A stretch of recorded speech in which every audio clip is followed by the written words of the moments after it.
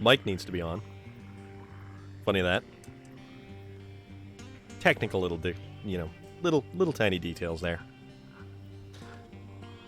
Yet again, I am Storm of Iron. This is SnowRunner. Maybe you know that. Maybe you don't know that. Maybe you're just joining for that. We've got stuff. Although there's not any snow. There's snow outside. There's snow just beyond that wall over there. That window, that wall. Though currently there is no snow here. There's a whole lot of mud. Sasquatch 39, how are you this evening? What's good? Let's fire up the big cat and keep on going. Because we need medium logs still. And eventually, just eventually, we might wrap this thing up. But it sets a decent backdrop for all of our banter, our tomfoolery, our shenanigans.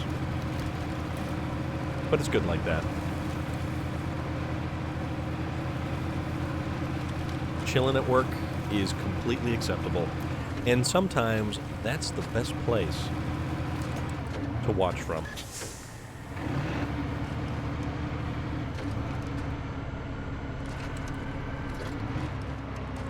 And that is iron. Or, yeah, steel beam stuff. So, let's see, we need to go here, here, to there, and then back again. Kind of like that Hobbit's tale. There and back again. But we're not hobbits. We are like Will Smith in I Am Legend. Or was that, going back even further, Charlton Heston in the Omega Man? Because we are the last man on this, godforsaken rock. Nothing else lives here. Maybe some birds. Well, we've got all kinds of mirrors and stuff. And a pretty cool horn. Yeah, see, there are the birds.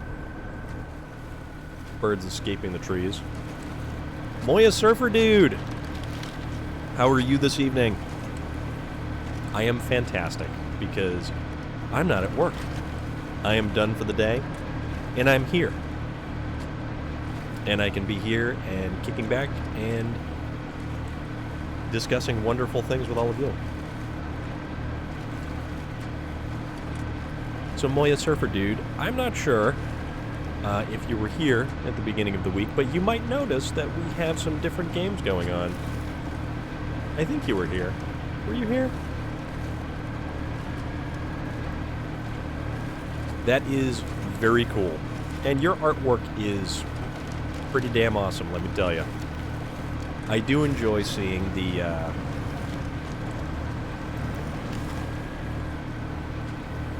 in progress as it goes, because that's always cool. Oh, we can go the other way. Back the bus up.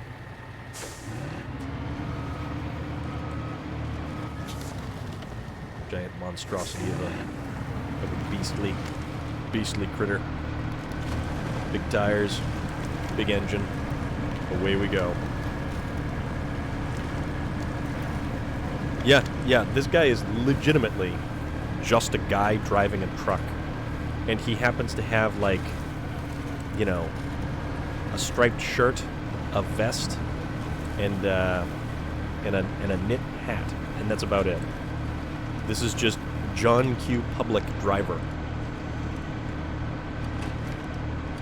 Yeah, Moya Surfer Dude, I did start a little bit later, and it was kind of an unintentional time shift kind of thing, mostly because I had been fiddling about with things. So I no longer have the little program that takes out my background. I now have a legitimate green screen kind of thing, which is right behind me. Even though technically it shouldn't be, and I've been fighting with it a little bit today because it was not cooperating. Smiley Gidget, how are you? But see, the interesting thing about that Sasquatch is that we can come up with any backstory that we want for this poor fellow who just happens to be the last man left on Earth. Like I said earlier, this guy could legitimately be Charlton Heston in the Omega Man. Like, maybe we don't see them, but they are out there. They're crawling amongst the trees. I mean, you've seen the Russian maps with the eyes, the glowing eyes that look out at night. I mean, they could be waiting. They could simply be waiting for the truck to stop and run out of fuel. Given enough time, they may descend upon the cab and pluck our lone survivor, kicking and screaming from his perch upon his iron steed.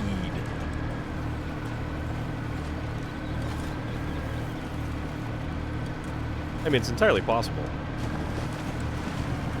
Oh, the flooded farm. Yeah, that's true. I will get to the flooded farm. I will be getting there. I do also have to do a lot more stuff in the Yukon. Now that I've got probably some more capable trucks for doing stuff. Smiley Gidget, 5 hours. 5 hours of... I imagine you were dancing to your heart's content, flailing about needlessly. Well, not needlessly. There was an end, a means to an end there, but you were doing all manner of things.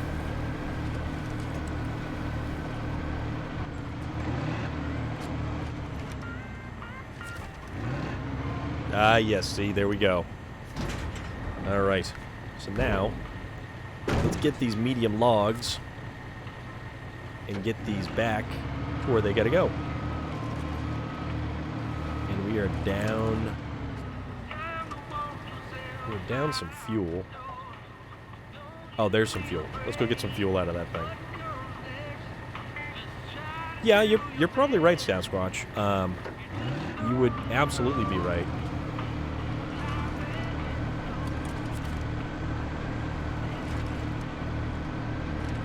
Well, that's one of the reasons why I actually really appreciated the diversity in Assassin's Creed Valhalla, because the main character could be male or female, and it didn't make the single slightest bit of impact upon the game or gameplay. It was it was just one of those things where Eivor was male or Eivor was female, and it simply affected the character model, and that was it. And even Call of Duty, you can pick whatever character skin you want, and it's simply a character skin.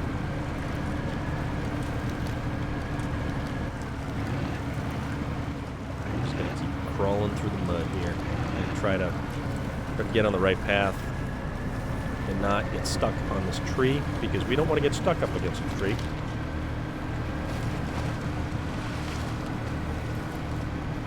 Silliness. Synth riders, all your silliness. That's far too active for a a game to relax to. All right, let's refuel, because we're down to a half a tank in our mighty behemoth.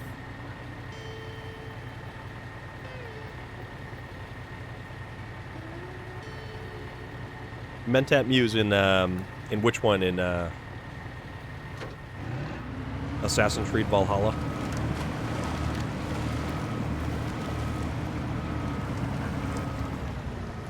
Because you could choose to have exclusively male or exclusively female Eivor character models.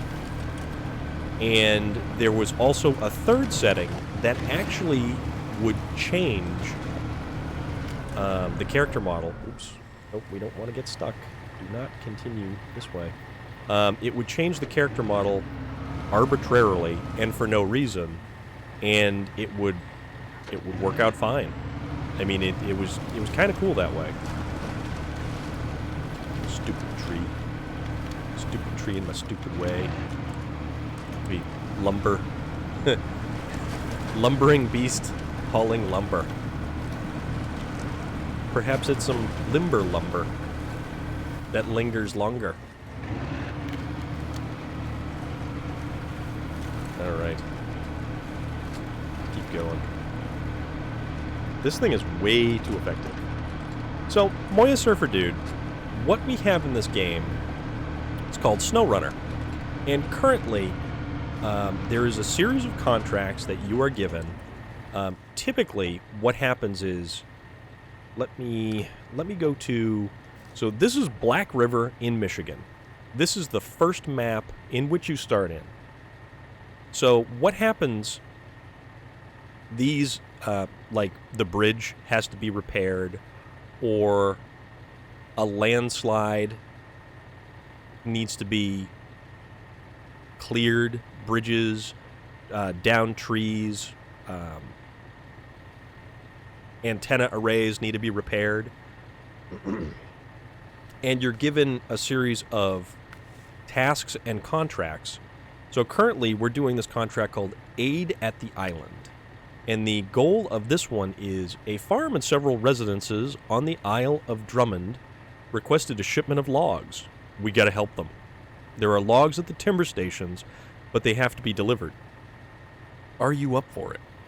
So you need to deliver various cargo types. So we need to deliver one set of medium logs to the worker's house, then one set of medium logs to the lighthouse keeper, and quantity 2 medium logs to the farm on Drummond Island. And the idea is that you either have to logistically, plan your route, you have to pick the best vehicle for the job, and you have to take into things like fuel, the type of truck you're using, all of that stuff. So, tell you what we'll do. We'll, that's the thing. There are mentions of, like, other people, and you're given tasks and stuff like that, but there is not a single other person that appears in this game at all, anywhere, ever. Never, ever. So, what I'm going to do is I'm going to show you the garage. And the garage is where you purchase vehicles, you upgrade vehicles, you can change paint schemes and various other little goofy things. These are all my various list of vehicles here. And some of them are huge and gigantic lumbering beasts which pig through fuel. Some of them are much better suited for particular jobs than others. You change tires. You can put all-terrain tires, or if we go to any place that has ice and snow, we can equip chain tires. That is basically the only way to traverse the ice and snow. Well, the ice mostly. Some trucks have spare tires, spare fuel, things to repair the truck if it begins to become damaged, because you can actually damage the truck as it goes along. You can pop a tire on a tree stump, all kinds of stuff. So you've got all of these different vehicles, and you use them to essentially scout the map, uncover the map, find the best route to go, and then you use the truck to haul the cargo that you need, or pick up the thing that you need, or pull a vehicle out of a mud bog and bring it to a garage, all kinds of stuff. Also, there's trailers that you hook up too. A lot of these are American and Russian trucks, but there's a whole bunch of different vehicles all thrown into this whole thing. I've even got the Caterpillar TH357, which is the telehandler, and this actually lifts up pallets of material for you to put on the back of a truck. Things that you would see in a pit mine. Massive, massive vehicle. Like, this vehicle compared to this vehicle, there is a significant amount of tonnage difference. But they each have their different and separate roles. You know, and a truck, and these vehicles are actually licensed by the manufacturers. This is actually a Chevrolet Kodiak C70. So if you were to be around in the late 70s, well, probably early 80s actually, you would have seen these trucks on the road exactly like they are. And they are duplicated right down to everything from the window crank handle knobs and everything, dash clusters, all of it. And you've got older trucks, you've got newer trucks, and it's very impressive. It is very, very impressive. I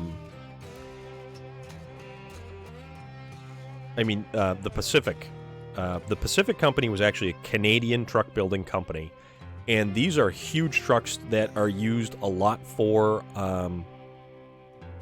lumber hauling. So it's pretty cool. Older stuff, like this is a early 60s or late 50s,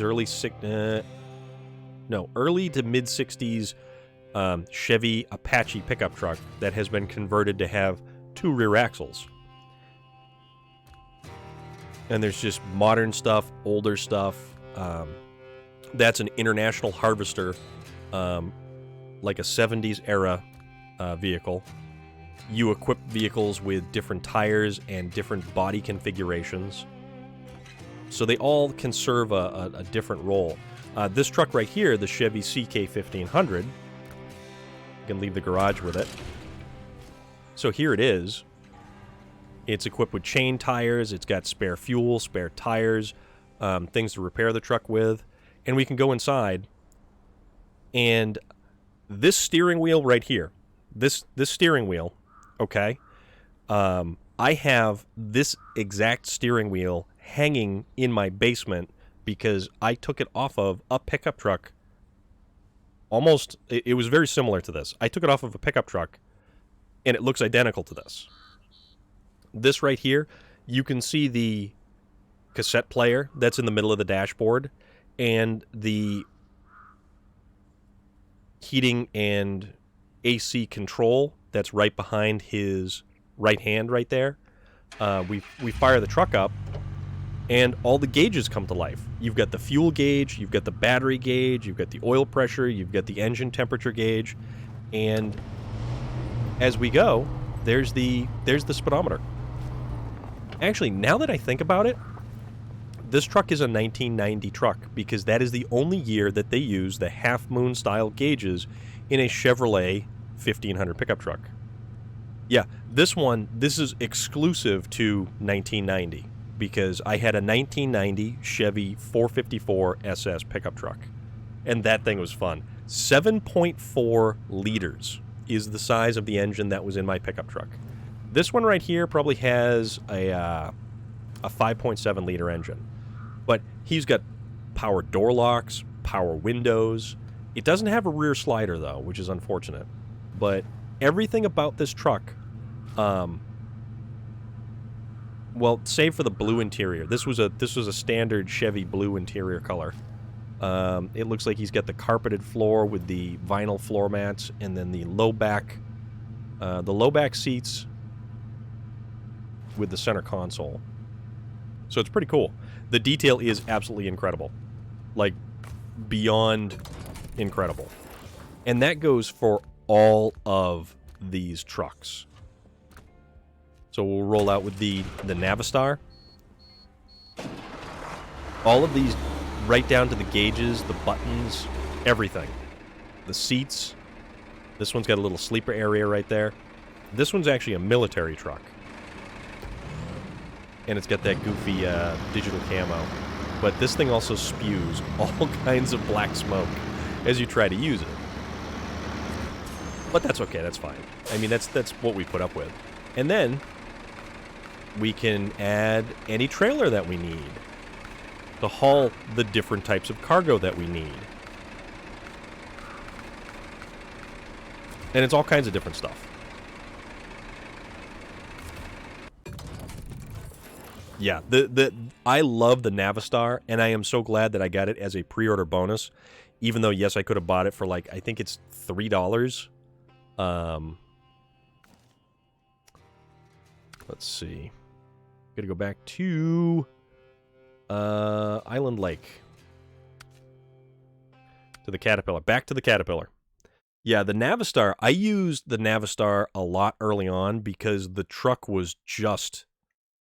It was a powerhouse, and you could just power your way through pretty much anything except deep mud. And it's a fun truck, and I think it's one of the best looking trucks. Totally cool truck. All right, so now we are back, and the idea is that we need to take this last load of logs and transport it back to the other map, which is up this way. This way to go up here, all the way to Drummond Island. So typically, there are anywhere between 2 and 4 different sized map sections per area. And then if you look at the top right there, you've got Michigan, Alaska, Taymyr, Russia, Kola Peninsula, the Yukon, and Wisconsin. The Yukon was the previous downloadable content that had hit a while back. And now Wisconsin is the newest. And they've got gigantic maps. And this is probably one of the better looking games that I've played in a while. The graphics on the game are amazing. The way that the vehicles sound are fantastic. I mean, hell, we've got little headlights that we can click on and off. And then we're just gonna, power on through. And we're gonna transport this load of lumber to the farm. Yeah, this one's going to the farm over on the next map. And... right way? Yeah, I am in fact going the right way. This is probably so far one of the better trucks for hauling lumber that I've found, even though it's a little bit slower than most of them. But once you put the weight in the back of it, it doesn't matter because most of the other trucks actually slow down after you load them up with cargo and goods anyways. The game has evolved slightly so that what happens is the trailers and stuff, you've got different trailers now, but also you have crafting. So one of the things that they... Nope, don't rub against the tree. One of the things that they added in the Yukon map is crafting. And you can make, like, construction trailers almost, but you have to bring... lumber, you have to bring steel beams, and then you bring it to a particular warehouse. You unload everything at the warehouse, and then you can choose to create and build a construction cargo container thing. So it's pretty neat actually, and it adds a whole other element to the game instead of pick this up and drop this off. So the game is exploration. The game is building, but it's got a much slower pace than something like Assassin's Creed Valhalla. But it's still a game that you can appreciate the beauty of the landscape. And it's funny because when I was playing Valhalla, one of the things that I would always do is compare the landscape there, the water, the mud, the way that the sky looked, everything like that. I mean, right now the sun is going down, so we legitimately have the golden hour happening as we're driving along here in the middle of nowhere and just cruising through all the mud and the muck and everything else. So...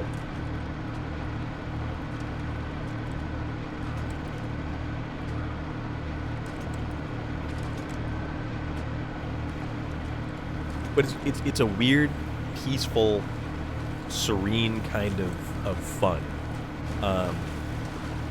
As much as you can get bogged down, you can get stressed out at different stuff. This game, like, I don't know, it's funny because for as difficult as it tends to be at points, when you actually make it, yeah, exactly. The scenery is as beautiful. Like, it may not, like, the leaves on the trees may not be as significantly detailed, but it looks like the fall. It looks like the fall right now with the different shades of oranges and reds on the trees. Relic, how are you? I did pop into, well, it's actually funny. The my Call of Duty game actually had to do another download and update to get the Season 2 content going. So I had actually downloaded, or what was it? It was because I've got a PlayStation and it has to do this weird thing where it copies the files, and it takes a little bit to load up. You know, the White Western Star, it's a very capable truck, but you really have to work it to make it go and do everything that you need it to do. It's a classic truck style. It's got that long tapered nose with the big fenders that stick out in the front, and it's a classic old style hauling truck. I think it's cool. I think it's awesome. But VT Outlaw, how are you this evening? What's good?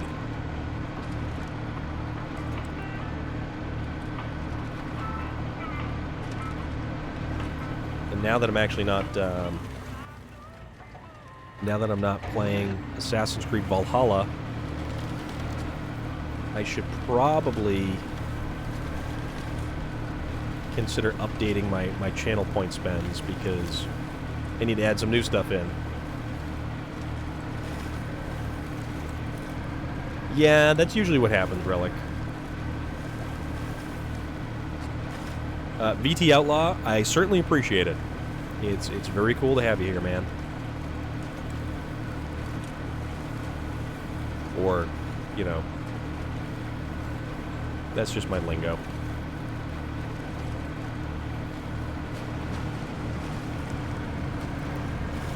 But yeah, this is a fun game, and I haven't decided to really play with any mods. I actually, yeah, well, that's the thing that actually happens with a lot of the stateside trucks, is they don't get access to mud tires. Like, everything gets access to chain tires, but there's a lot of trucks that don't get mud tires. And actually, funny enough, the Russian Boar doesn't get mud tires, and I think that's kind of a travesty. Most trucks should be able to get any kind of tire in most configurations and sizes, but I'm not a game developer, so what do I know?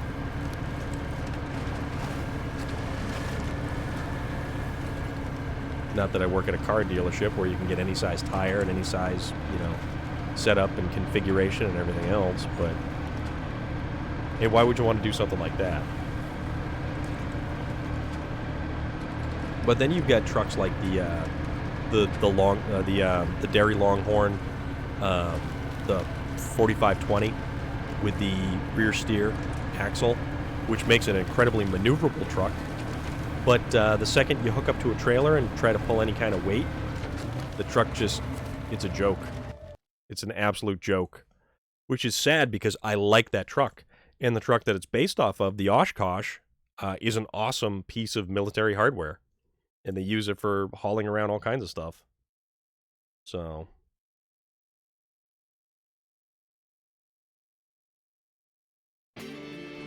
let's see.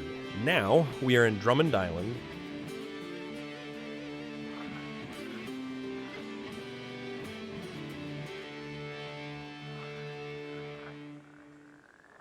We got to do a thing. And that thing is get from point A all the way over to point B. So we need to drop off the cargo at the farm. So we have a load of medium logs, which will be our last little kind of thing here. Let's plot out our little course. Yeah, I know I could probably... I don't want to chance it, because this is the last damn thing that I have to get done. And then I might go back to... Wisconsin. I might see what we can do. Either Wisconsin or the Yukon. So we'll see what... we'll see what we can make happen. And then chances are I will probably be playing Call of Duty later on. And checking out the new Outbreak mode and some of the other stuff. Are we going the right way? Yeah, we're going the right way. I know I could arbitrarily just, like, plop down all of these little little markers and stuff like that, but I'm a little bit too OCD for it. Just one of them things. Like, I didn't like where that was, so let's kind of readjust it. There we go. Then we go all the way to... nope, wait. A little bit too far. All the way to here. And then here. Like, most of this stuff you can almost do from memory, but there's a lot of it.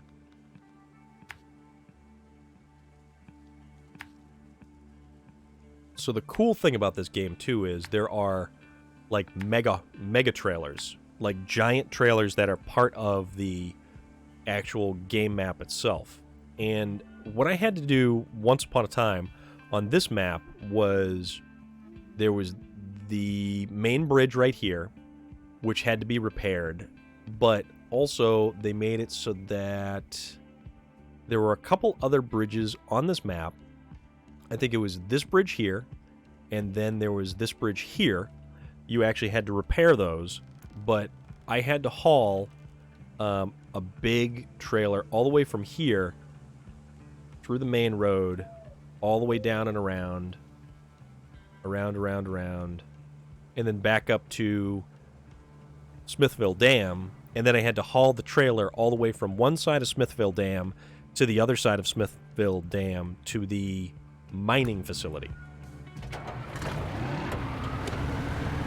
And that was a hell of a time. I think I still have the video somewhere. It took close to like an hour to do.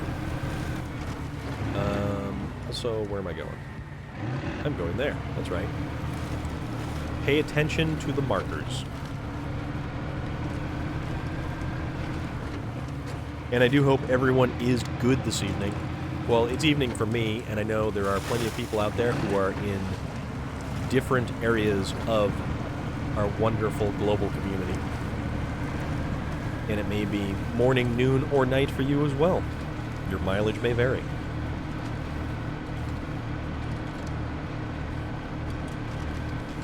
So I do hope everyone is good. Hope everything is going fantastic for you all. The unfortunate thing is, like, the giant excavator that's right over there, unfortunately, that's where it's going to sit, and it's not going to move because it can't do anything. It's just window dressing. Yes, Moya Surfer Dude comes to us from the future. So does Smiley Gidget. Smiley Gidget pipes in from the future as well. Is the future so bright? You've got to wear shades? Oh, that was awful. And I know it was awful, but I said it anyways.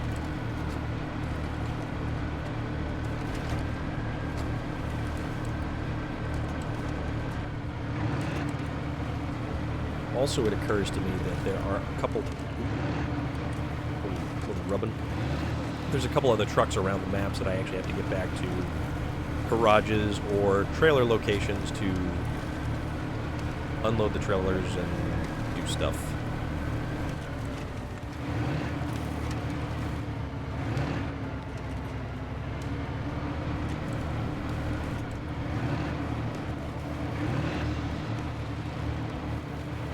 That is fantastic.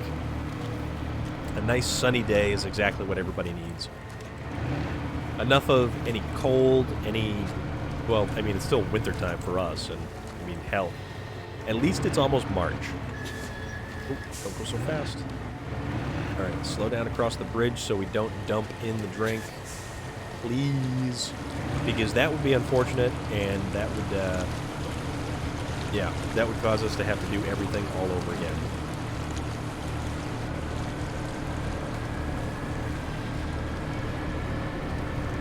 I actually drove home yesterday with the sunroof open in my truck. That was nice.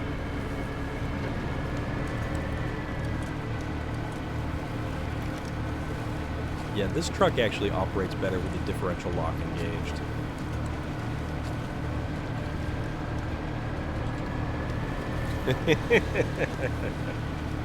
Maybe. Just maybe.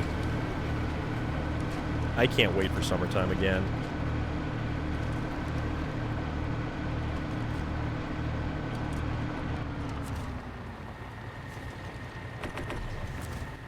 Refuel at the Greshel Gas Company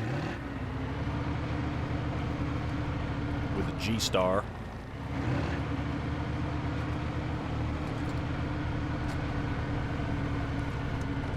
Oh, I know, man. Like, it would be nice once again. And I am really looking forward to, I know big organized car shows really are not a thing right now, but the more informal cars and coffee events typically are and still happen. Or, well, I believe usually still happen because they're outside, they're in large parking lots.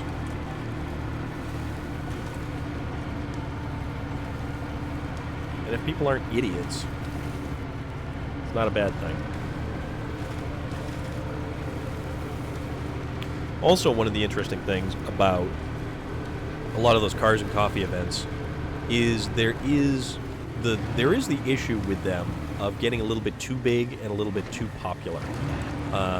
Because then you always have the people who want to show up who do stupid stuff.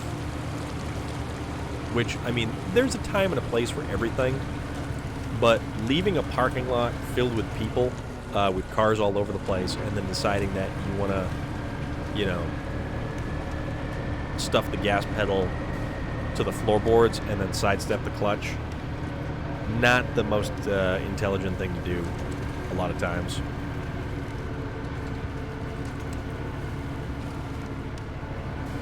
But I always prescribe to the notion that there is, in fact, a time and a place for everything.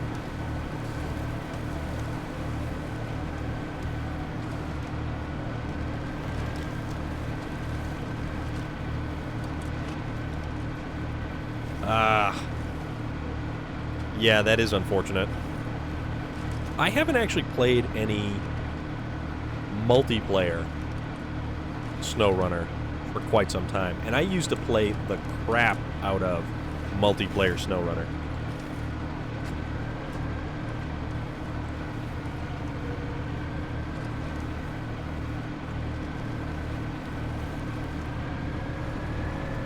And actually, it was an interesting way to meet some very interesting people, because there was no game zone that you could select, or region that you could select. It was everybody from all over the world simply hopped on the gaming server, and the game would just put you in a group with people, and away you went.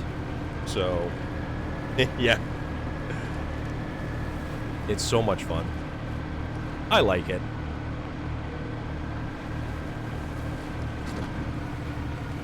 I'll do it again at some point in time.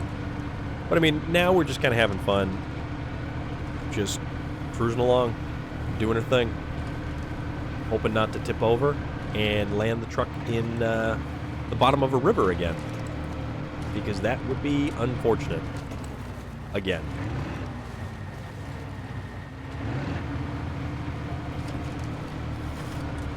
We can make it.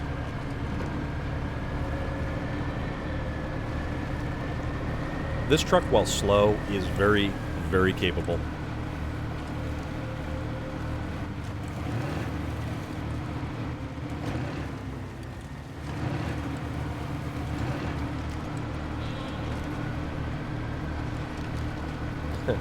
Although it doesn't do deep water well.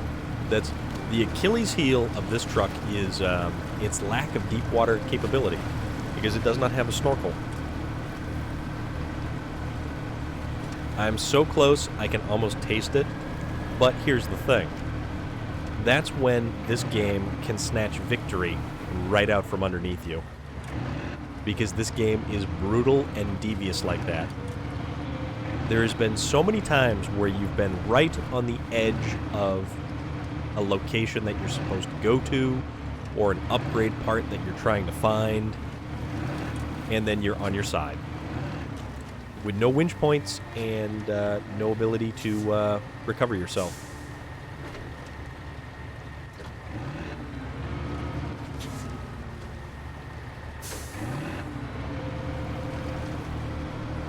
Which is a crying shame.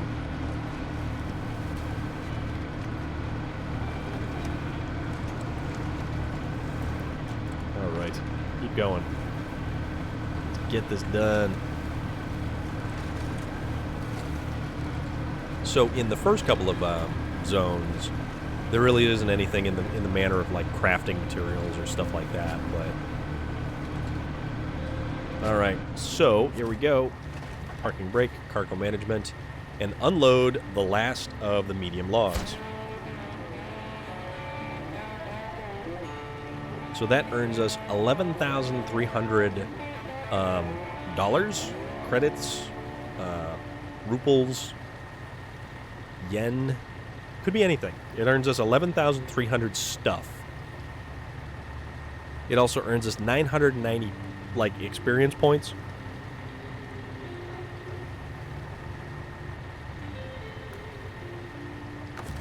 So, we do what Smiley Gidget does not think is proper gameplay. Smiley Gidget thinks we cheat when we do this. We recover the truck directly back to our garage.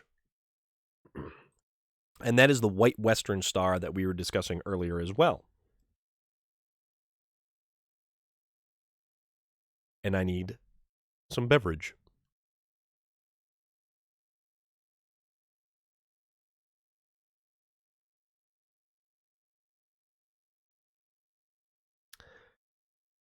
See, you keep saying that, but the game allows you to do it. So, I mean, things.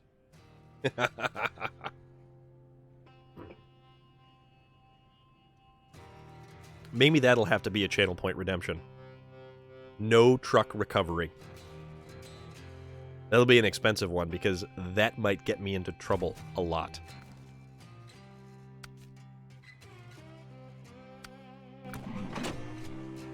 All right. Real life cheating? Oh, I don't think so. So here's what we do. We get this other truck, and we recover it back to the garage. And then, where else did we have? Okay, so we had more trucks over on Drummond Island. So here's the unfortunate thing. These trucks have trailers attached to them. So we have to go back and we have to...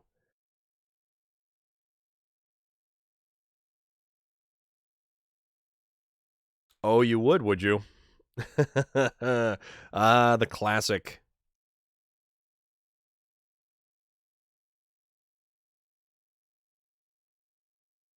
Yeah, see, Relic, I almost missed that, but you are 100% correct. That is snatching that that level of, you know, that victory. right out from under you.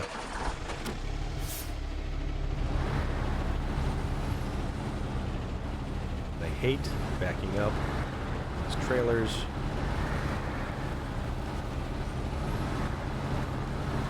we're just going to kind of muscle this bad boy around. So the nice thing is,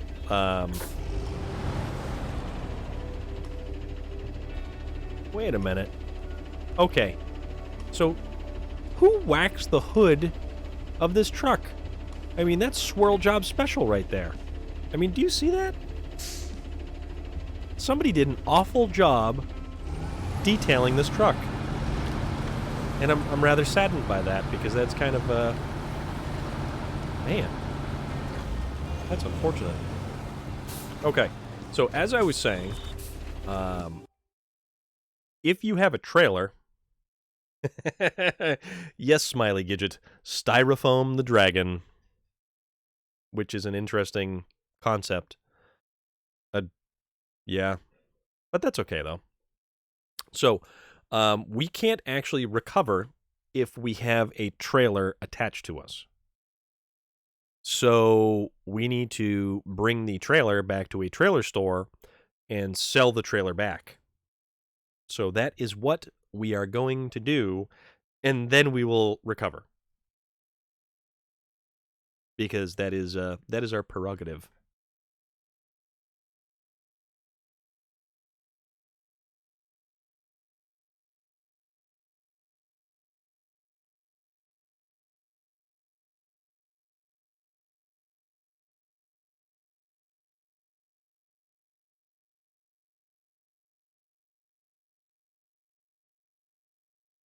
Eventually the game will load.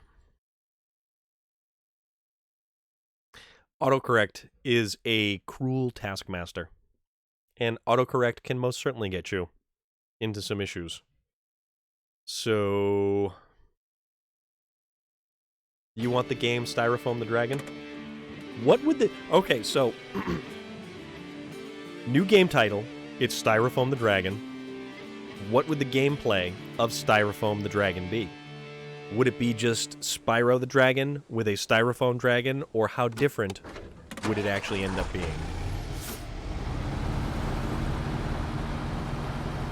Lay it on us. What ideas do you have to pitch to a video game company? No, he's certainly not breathing fire, that's for sure. That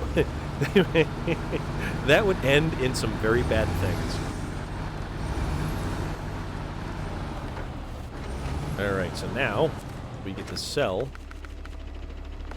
the... Oh, stop. No, don't go that far. We went way too far. Yeah, it's exactly what it is, yeah. Which is pretty funny. Okay, so there it is. Alright, so we sell that, and then Smiley Gidget, we're going to cheat again. Recover right back to the garage.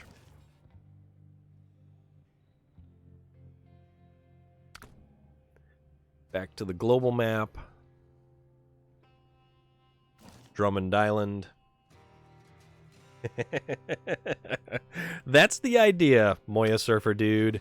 That is the idea.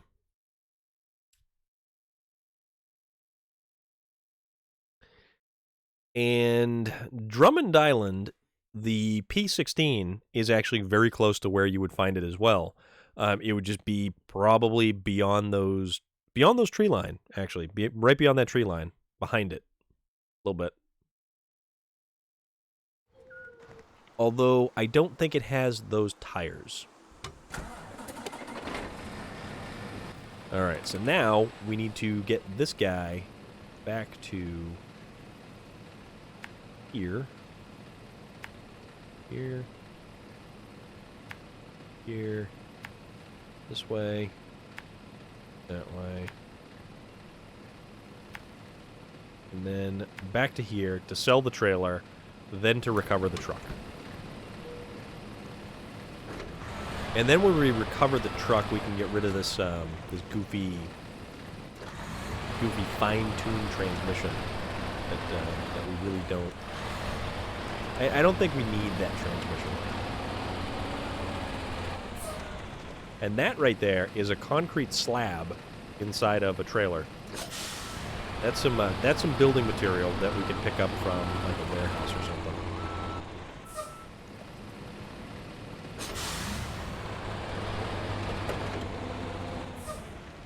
So maybe, just maybe, we might have.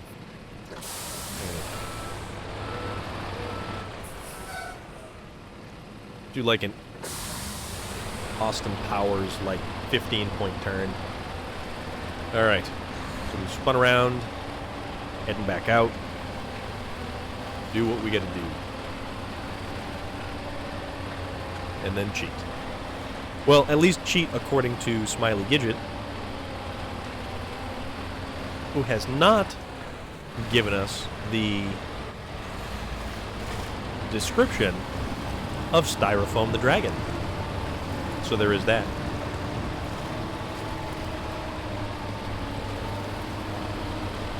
Also, I'm definitely taking the fuel carrier off of this truck because it makes it very slow. And a little on the tippy side. Get some slosh back and forth. It's like if you have a little bit too much water, and then you go for a jog. So, according to Smiley Gidget, we are cheating by recovering the truck. So instead of driving it back to... Loader, how are you this evening, sir? So, instead of driving the truck back to the garage, when we recover, we are cheating according to some.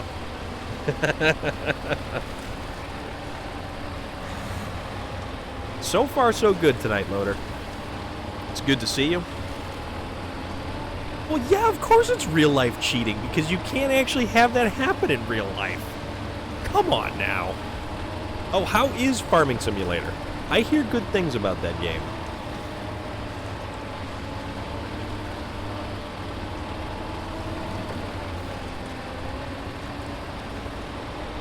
Also, it's just simply good-natured ribbing. Worky lurky. That should be a command line right there.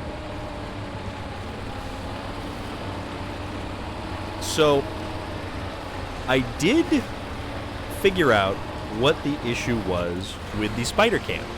So, apparently, I had way too many USB devices going on my computer. So...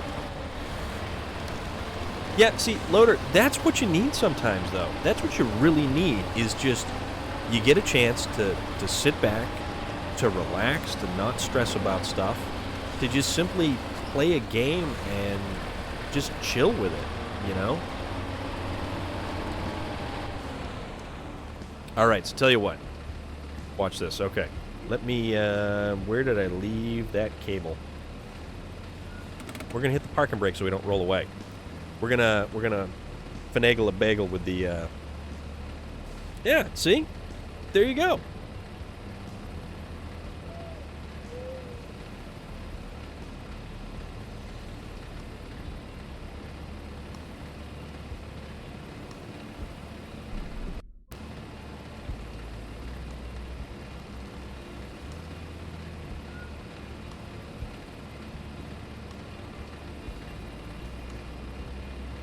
Don't mind me. I'm totally going to make this work.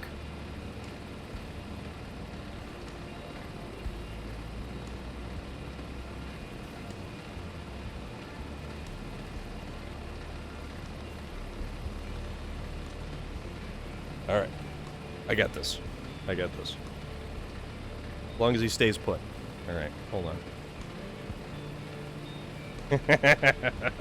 Oh, you know it, dude. Okay, so... I gotta shut this one down, but don't worry. Still here, even though you can't see me. And then we go to this one, and then we go to this thing. So, ladies and gentlemen, boys and girls, children of all ages, there is the spider cam.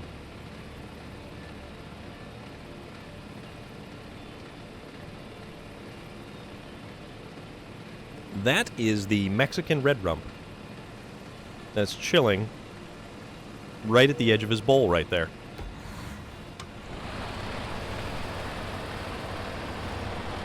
Just kind of hanging out. Doing his thing. I fed him last week, I think. Should probably find something to feed him this week. Or, no, that was actually a really, really big worm that I fed him, so.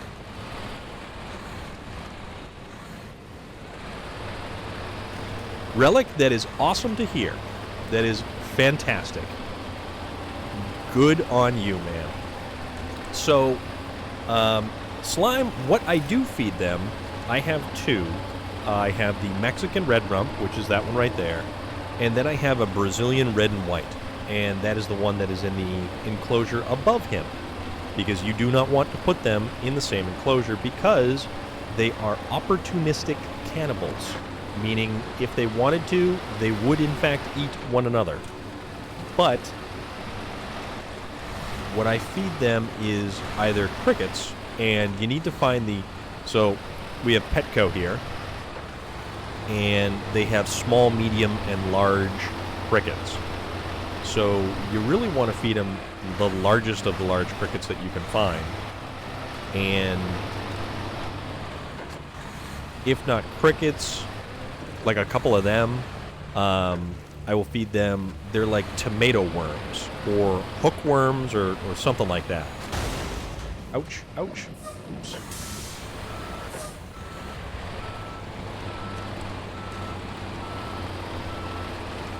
Ah, that's awesome, man.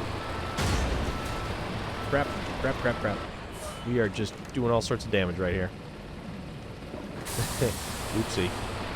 As long as we didn't blow a tire, we're okay. Yeah, we're good.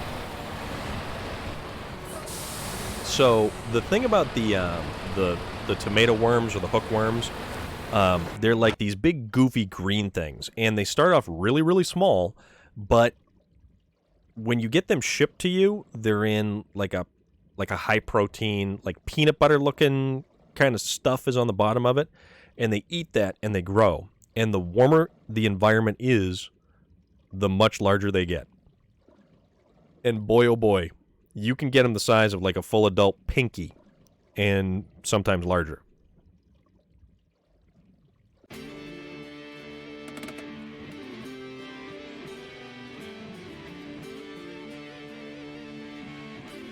Kind of focus the light a little bit better on there.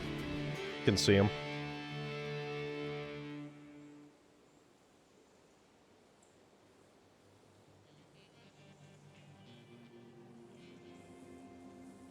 There you go. So, for some reason or another, it's odd because I was able to get everything working all at the same time once before, and then my computer just decided that it didn't want to cooperate and told me that there was way too many things plugged into the USB controllers. Which, I mean, maybe there is. Who knows? Actually, they probably would eat a small mouse. You do have to be careful, though.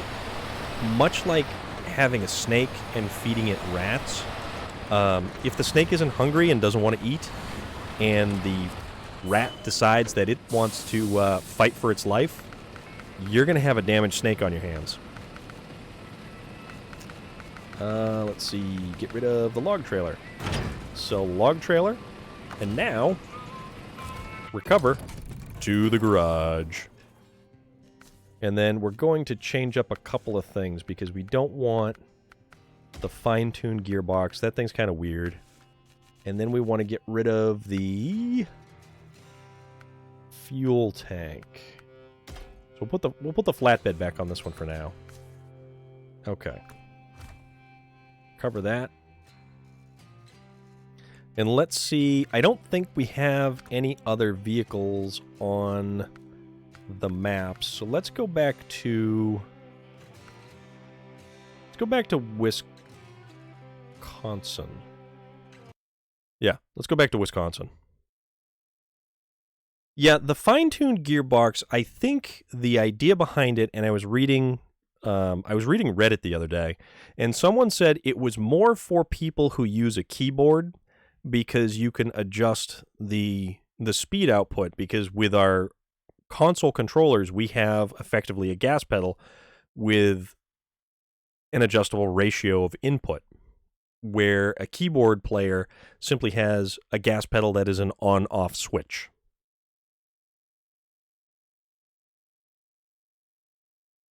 So I am going to,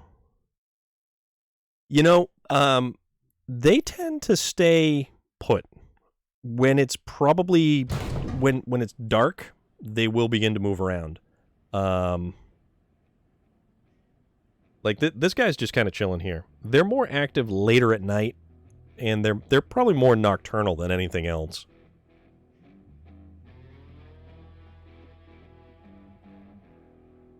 So we're going to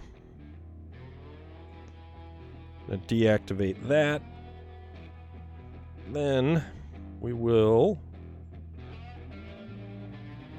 activate this. There we go, we're back again. All right.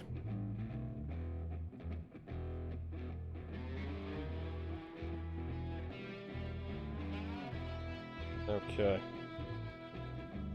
Let's unplug this so we don't inadvertently cause like a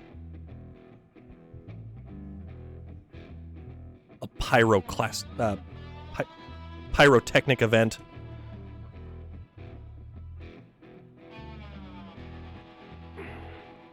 And then get comfy again. Because that's a thing we can do.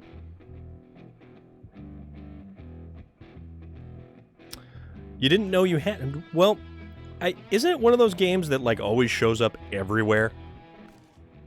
I think I actually could have got it on... Yeah, I think it was available free on the PlayStation Network at one point. Yeah, you know what? Epic does a lot of those giveaways as well. So that is a log station there. So what do we want to do? We need to... That's the railway station, cargo creation zone, log station. We need to build a bridge, I believe. We need to build this wooden bridge that is right there. So let's go wooden bridge. So we are at 2 out of 8 wooden planks. So we want to get, let's see.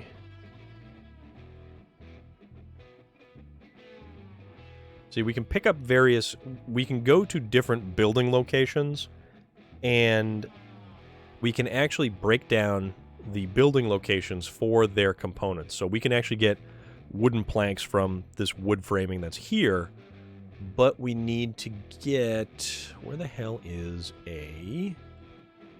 That's a warehouse, quarry, cargo creation zone 2, metal framing... Okay, so there's plenty of log stations, but there's no... Ah, there's the sawmill. So we need to go to the sawmill, because the sawmill is going to make us... What's railway bridge? Yeah, we don't even have that one. So the sawmill is actually going to take the lumber that we pick up, and it is going to convert it into... wooden planks.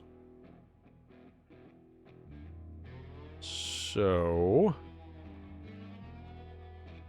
here's the thing. Our garage is right here. So to get to there... Okay, so there's a sawmill. Okay. That's not as bad as I thought it was going to be.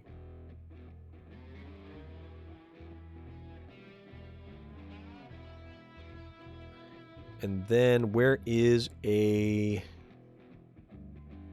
All right, there's a log station we can use. So this just might work. Yeah, you can take the logs to the sawmill, and it will convert medium logs into 2 wooden planks, or long logs into 4 wooden planks. So it's got a rudimentary like crafting system in this game, and it's kind of neat about it. So let's see. Also, when we get close, we can start to get more of all of these other tasks and stuff. So, but we can also pick up that wood framing there too, and then kind of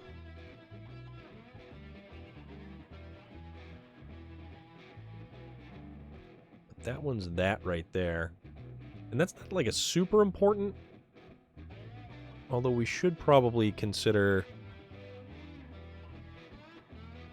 yeah, we'll pick that up, we'll loop around, we'll dump that off, and then we'll go, but wait, we need, oh crap, we can't.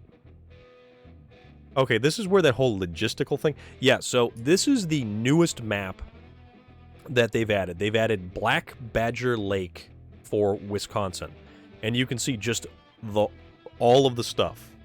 Yeah, all of the stuff here.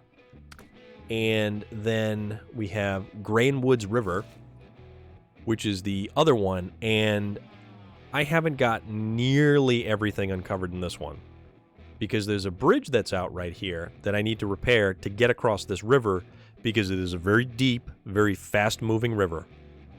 So there's a lot of stuff that I have to fix over here. Which truck do we want to use?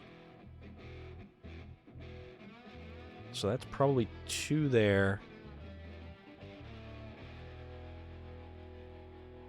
I should realistically take a truck with me that I can use to haul, because that'll be 4, because I want 6 total, so I can do a 2 slot and then a 4 slot. Yeah. Are there any trailer locations along the way? No, of course not. So we'll take a trailer with us, but now we got to decide which truck we want to use.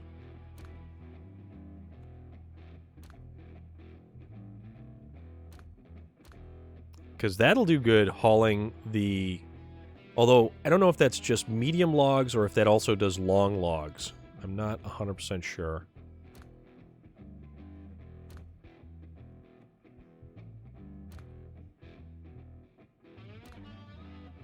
Because we want a truck that will...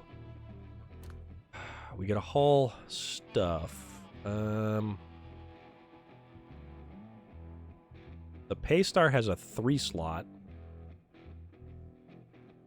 which I need 6, so that would... But then it's only medium, so that does... So I still need 2 loads of logs anyways.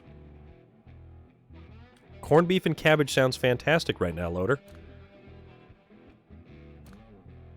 Don't mind me while I consider which vehicle that I wish to make use of. See, that'll haul 4. But that'll only haul the wooden planks. Because we have to have a dedicated log carrier trailer to be able to haul the logs. Which is kind of ridiculous.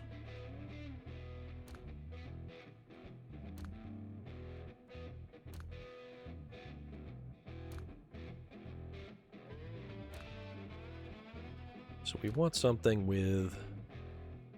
Well, it's not a super long run, so I think we can... Meh. Yeah. Oh, dude, I have so many trucks in this. At one point I had over 3 million, which I'm actually creeping back up to 3 million. And that's all money earned legitimately. The thing about it is the Caterpillar is the only one that actually has a body configuration that will haul logs, but I don't think it hauls the long logs. I think it only does the medium.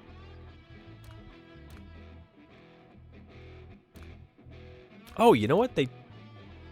Hey, they made that so the body actually looks the same as the cab. I didn't realize that. Let's see. Yeah, absolutely.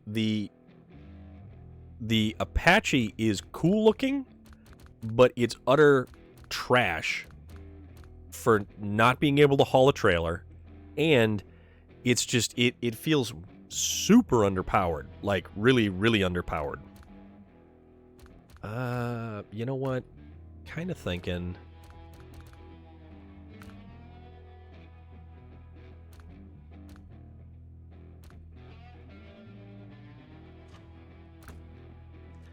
Let's take the Kolob out. Oh, you know what? Hold on. I did that thing where I swapped in the fine-tuned transmission in this one as well. Which we don't need. So the multi-purpose, a less specialized gearbox. Okay, this is the gearbox that does better top speed, but we don't need that. Advanced special it is.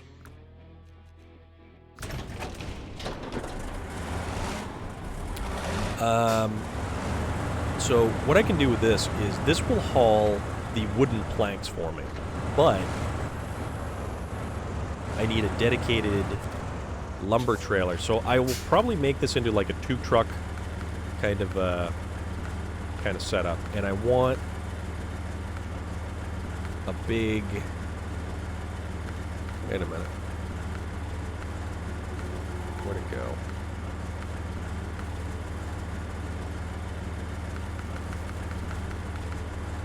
I want a semi. That's way too big. That is only a 3 slot. Oh, god damn it.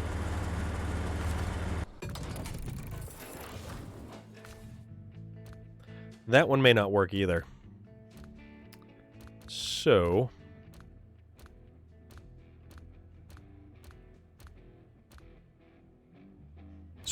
here's the thing. You can get a log trailer which will haul medium logs. And that will convert one medium log cargo into 2 wooden planks. The only thing is... let's see. We want... Where'd it go?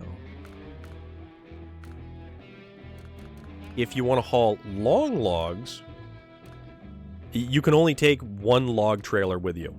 It can only hold, the ANK MK38 is awesome in this, especially since they added in, the extra lift and the giant mud tires. How about, is it off-road? Where was it? Freightliner. Let's try the Freightliner out, because I haven't used this thing in a while. So we're going to do a low saddle. We're going to get rid of the loading crane, because we don't need that. Because we want to use the low saddle so we can actually have something to change the tires. This is actually a very capable truck. No, unfortunately, they do not let you actually do that in this one. Alright, throw those on. And we should be good to go. So this truck here has... It's very short, and it's very skinny, and it's a little bit on the tippy side. But... So the only thing about the ANK is the inability to change the bed configuration. That holds 5. We don't want 5. We want... That's a gooseneck semi... Yeah, you know what? We'll run with the gooseneck semi because of the fact that, like, anything longer actually hits that weird little winch tool cart thing that's behind the cab of this truck. Okay. So hopefully... This is also a truck that... This is the truck on the box art of the game. This was the truck that was on all of the advertising. And it was one of the worst trucks to drive because it had colossal steering issues right out of the gate. And it was unfortunate because the truck has a ton of power, and it's like a damn mountain goat if you can keep it upright. But it had this thing, and people actually documented the issue. If you turn to the right, and then, let's see, you want to go here, and then if you turn to the right, and then you kind of hit the stick to the right again, the tires would shoot directly to the left. And it was one of the most god-awful, unfortunate things to have happen, because you could never predict where the front end of the truck was going to go. And usually I tend not to kind of feather the steering wheel. It's just a whole lot of tap, tap, tap. One way, tap, tap, tap, another way. So I'm either also going to regret this or actually enjoy this, because this is a fairly interesting route up and through here. And if this truck stays on all tires, hopefully it takes us to where we need to go. But then if we put it on its side, we'll realize that, yeah, maybe that wasn't the best of ideas.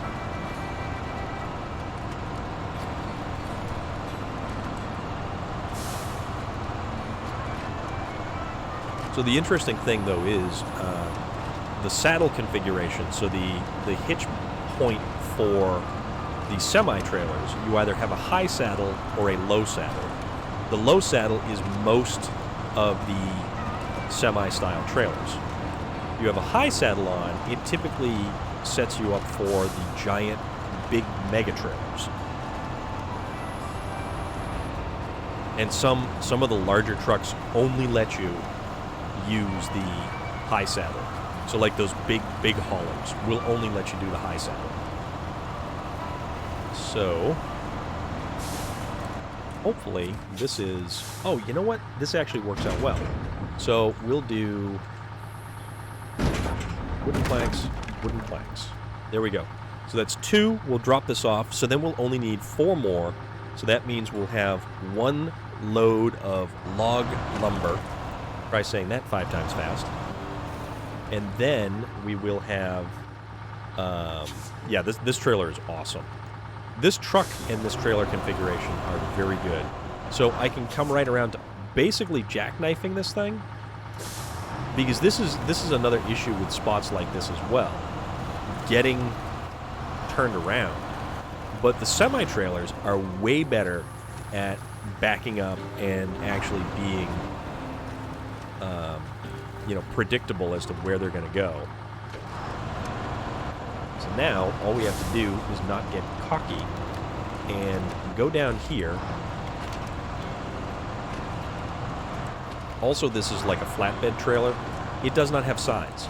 So if we actually exceed a sharp angle, it will break the binding and the ratchet straps and the chains and everything, and the cargo will slide right off the side. But I do like this trailer because it's a skinny gooseneck over the 2 back axles, and it allows for the truck to kind of do the truck's job. And like I said, the Freightliner earlier, a lot of times the front of the trailer will hit that back, like, tool cart configuration thing, and you won't get the full turning radius out of the truck.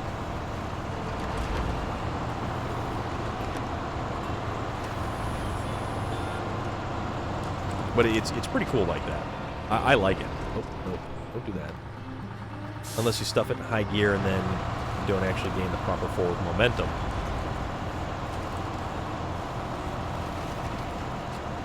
I also love this style of smokestacks.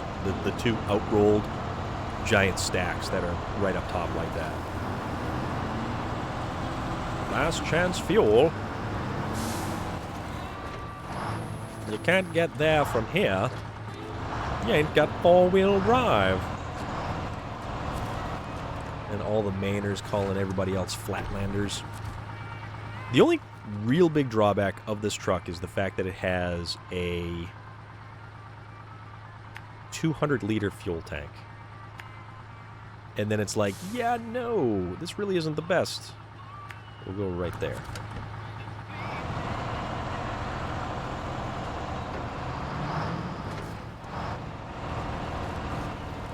So 200 liters. We may need some fuel from somewhere, but you know what? We'll figure it out. We'll make it work. Do it. Do it. 1999 Dodge Man. Thank you very much for the follow. Super appreciate it. We're here rocking out to some SnowRunner. Driving the Freightliner. Which, this is a cool truck. This is actually a really, really neat truck. And then if we hop on the interior view, we've got all our goofy little stickers and our little Hawaiian bobblehead over there. Old school dash configuration. It's neat stuff.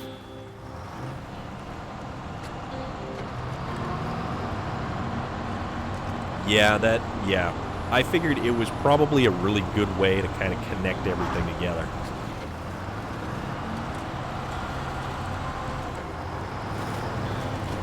So what we'll do is we'll get this truck, we'll drop off the 2 wooden planks that we have at the bridge. Then we will get the truck to the lumber mill. Then we'll grab another truck with the setup to carry a long log, hit the lumber, a log station, and then bring it to the lumber mill, get 4 planks out of it, and then finish repairing the bridge. That is at least the theory that we are going by. Things can change at a moment's notice. Much like in the same way of how I was playing Assassin's Creed Valhalla. It's like, oh, look, a squirrel.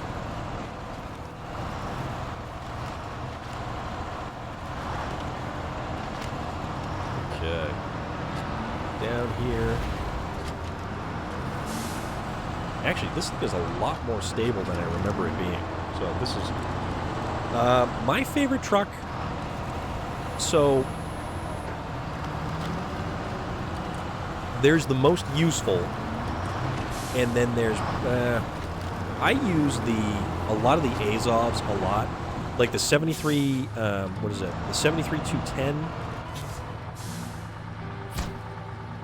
All right. So it's 2 more. Tell you what, because that's a good topic of conversation, we'll buzz right back over here to the garage. So early on, the Paystar was hands down one of my favorite trucks. I hated the GMC because it was only rear-wheel drive. The Chevy Kodiak C70 was garbage. White Western Star, I didn't use a ton, but it was useful. I used the CT680 a lot early on. I really like the way that the Navistar looks, and for whatever reason, it doesn't have my... Oh, there's the window mesh. Okay. I really like the Voron Grad. The Voron Grad is one of those all-around really, really good vehicles. But the Azov 5319, this thing was an unstoppable brute. I mean, this thing was nuts. This thing was just a juggernaut through damn near everything. I do have a special place in my heart for the Chevy CK1500 because I owned a 1990 454 SS. And yeah, I mean, apples and oranges, 4-wheel drive and 2-wheel drive, but it's the same damn body. But yeah, the Voron Grad, and I did start really liking the Azov. Well, I'm getting to that. Don't worry. The Azov 73-210 was another real big standout once they changed the hitbox on the chin. So here's the thing about the Tega. I like the Tega. I like the Tega a lot, but I can't say it's one of my favorite, because every time I use the Tega, it feels like I'm cheating, because it makes so much in this game trivial. Let's find it here.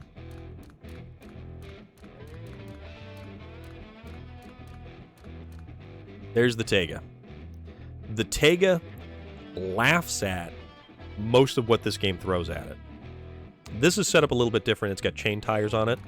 I have a Tega, and it was the only vehicle in the game to have the giant custom mud tires.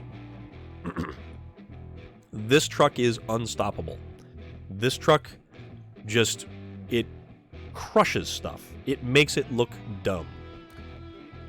So, but this one right here, this is your classic, you know, think of a giant cruising through the woods kind of truck. There are two different collabs, correct. You've got the, where'd it go? I wanted to like this Dairy Longhorn more. It wasn't up to the task because it's not powerful. I like the long nose collab, and the fact that they finally gave them active suspension, huge, totally huge. I'm really starting to like the Boar too, but the fact that you can't put mud tires on this thing is kind of frustrating. I love the P16. This thing is cool. Norman! Because it is effin' General Norman. How are you tonight, sir? What's good, man? I do like the Paystar is pretty cool. I haven't used the 512 enough. But I gotta say, for absolute balls-out absurdity, the Western Star 6900 twin steer is just... Yeah, Kola Peninsula is exactly where that truck was useful. But this Western Star right here... Oh, yeah. The P16 is... Even for not having four-wheel drive, supposedly it has some of the best mud tires in the game. They are like the highest traction mud tires. And the P16 I used for some of the heavy hauls, and it did fantastic. Even through the mud in what was it, Northport in Alaska, the heavy mud field, that thing actually crushed it. No day job today? That's not a bad thing. I was totally working my day job. This is the other collab. And for some reason, I feel like this one has the, oh, yeah, absolutely. P16. So, here's the thing about the twin steer. When the twin steer finally got all-wheel drive, it was just absurd how good this truck did. It is way too tippy. It's got such a high center of gravity, but the amount of power that this truck has is hysterical. It is hysterical beyond words. It's like a javelin that hurtles down the trails. You put the highway gearbox in this thing, and it's just ridiculous. It borderline ridiculous. So you go to the Alaska map, and you start pitching trucks off of the runway. This one makes it the furthest. It's like lawn darts. This one just will go the furthest. And Russatory, yeah, P16 with all-wheel drive would just be unbelievable. So let's check the map and take a look at the route that we're going to need to take to get to... So the sawmill is going to be over there.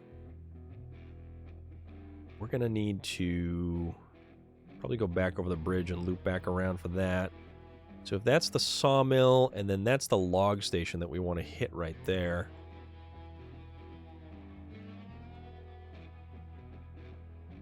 Sawmill, log station. Shouldn't be too bad to get to. A little bit of mud. So let's figure out what truck we want to use for the log trailer stuff. Any suggestions? Because I'm kind of thinking. I mean, we could use the collab. Yeah, why not? Let's see if we can put the Go to the frame add-ons. Ah, crap. Nope, can't do it on that one. Can we do it on the other collab?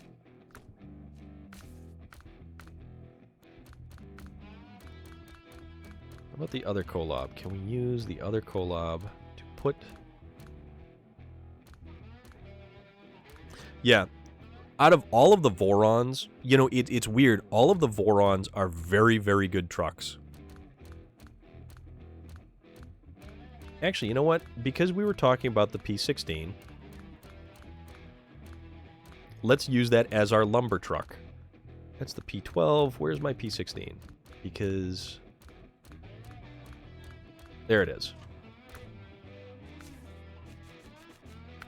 Frame add-ons, log carrier front. That's what we want.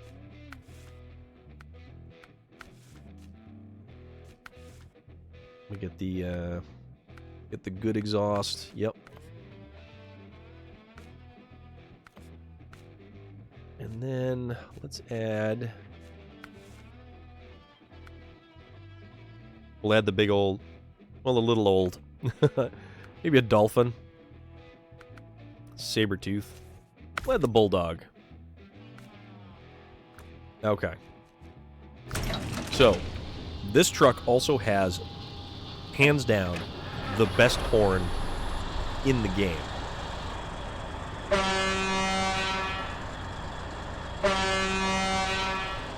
And I like how all of the dust and everything comes out from underneath of the truck. What? Ginger Snaps in the house. How are you? What.com. Alright, so we need... log carrier rear. Ginger Snaps. We are playing with wood. That may have come out wrong. Lumber. Lumber. Filming nonsense. But nonsense can be so fun. Oh, wait a minute. I didn't realize... so this has an always-on differential lock. I thought, actually...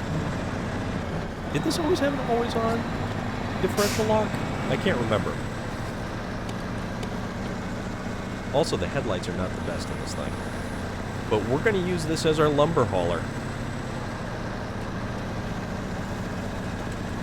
Hopefully, that log station is the correct log station. And, you know, it's funny because I used the P16 when I got it early on, the first time I ever got it on the map. And I ended up using the P16 to do all of the opening of the bridges because I drove a Scout.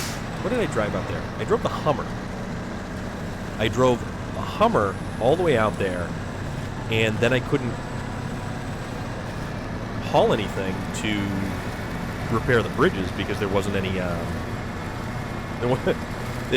you couldn't haul anything with a Hummer.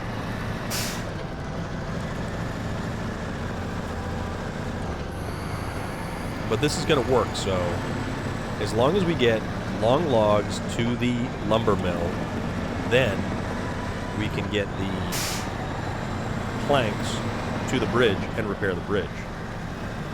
I will definitely check that out, Loader. Because corned beef is fantastic, man. Fantastic.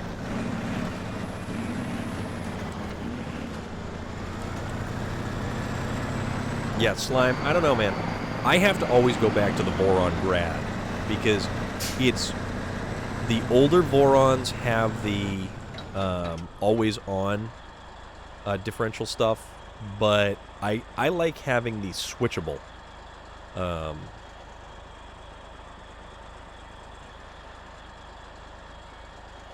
You know what? We're gonna have to figure out. Yeah, we're gonna. Crap. So we might end up having to repair that railway bridge before we do that. Or come through here. And then... Well... Shoot.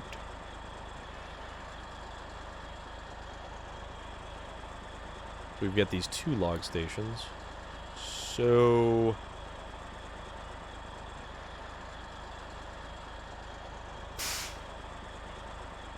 there's that to there. Which is that. So, you know what? We might take the alternate route. Also, I kind of wish I could put better headlights on this thing. And I fully realize that I can advance the time as I'm sitting here saying that. Make it daylight morning again. But, you know, it adds an element of danger.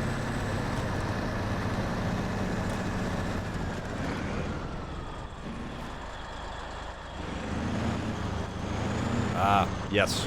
Yep. We'll give it a shot. We'll see what happens. I mean, what's the worst that can happen, you know?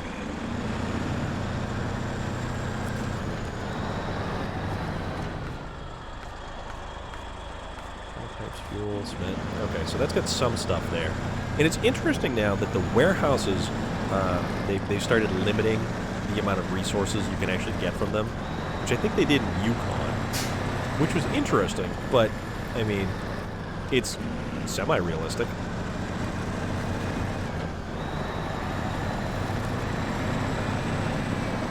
What sort of magical nonsense were you engaging in, Ginger Snaps? Inquiring minds would like to know. Also, I'm just curious. You don't need to reveal your secrets, though.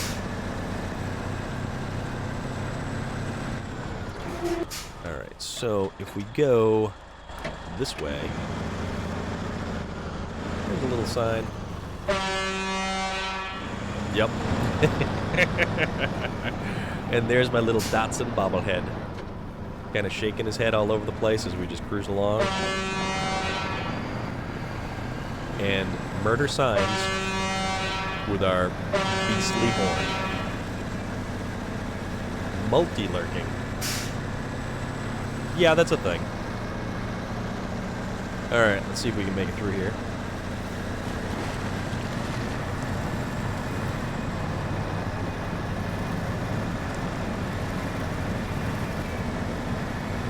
Okay. Many, many projects. All of the projects. Ooh, that's kind of neat. That sounds like fun.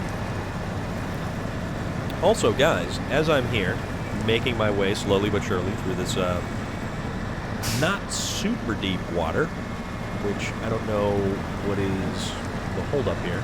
Well, actually, maybe it's a little bit deeper than we thought because we're already up to the fenders.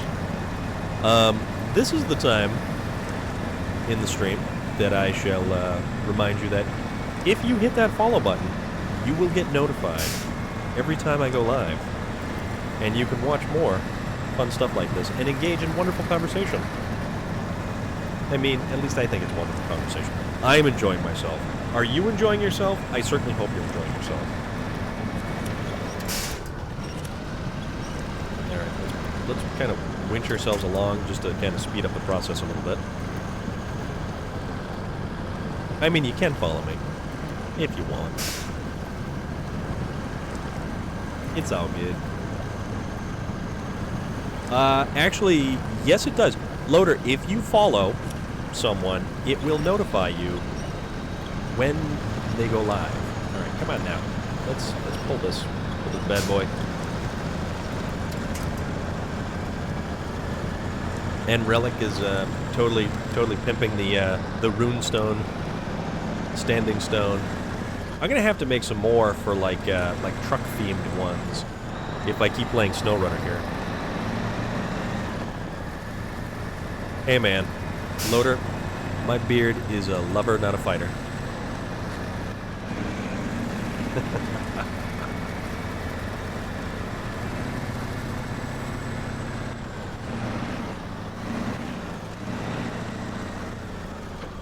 Oh, you do you?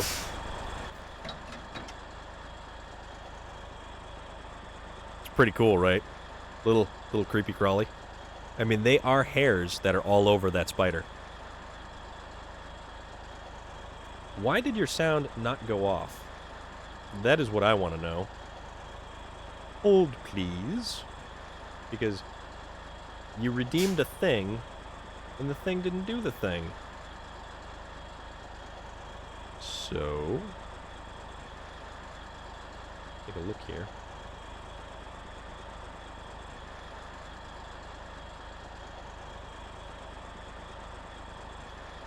Go here, go here,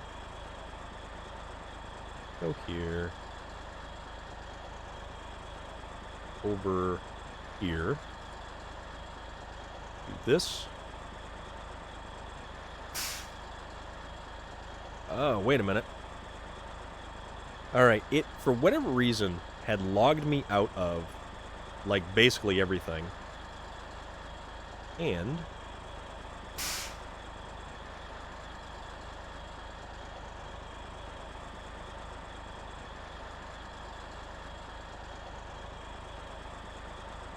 okay, nope, we're gonna fix that.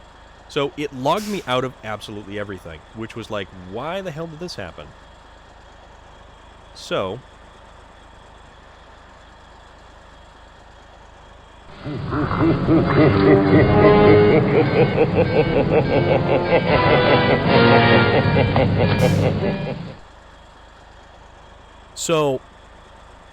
sound alerts for channel points. Channel points are just fun stuff for you guys to spend and use. When I was playing, or well, I'm probably still going to be playing Assassin's Creed Valhalla, channel points would allow you to kind of have some control over the different types of weapons and gear that I equipped, and it was a fun way of interacting. But with the bits, that's how, like, that you spend real money for bits, and then you can use that to cheer and do various other things and stuff like that. But that's not a thing you have to do. That's not a thing that's required of anybody. Ouch, that hurt. So we're going to keep going this way. And this maybe not. Let's see if this was a good idea or a bad idea. I don't know. In addition to spending bits to use the sound alerts, because I have a couple set up for channel point redemptions, I also have a couple set up for bits redemptions, and there's a greater variety with the bits ones, and it works out to, you know, to be pocket change essentially. Okay, this may not work, but let's see how far we can go. Yeah, but then we hit this. This may not be the best idea. Oh boy.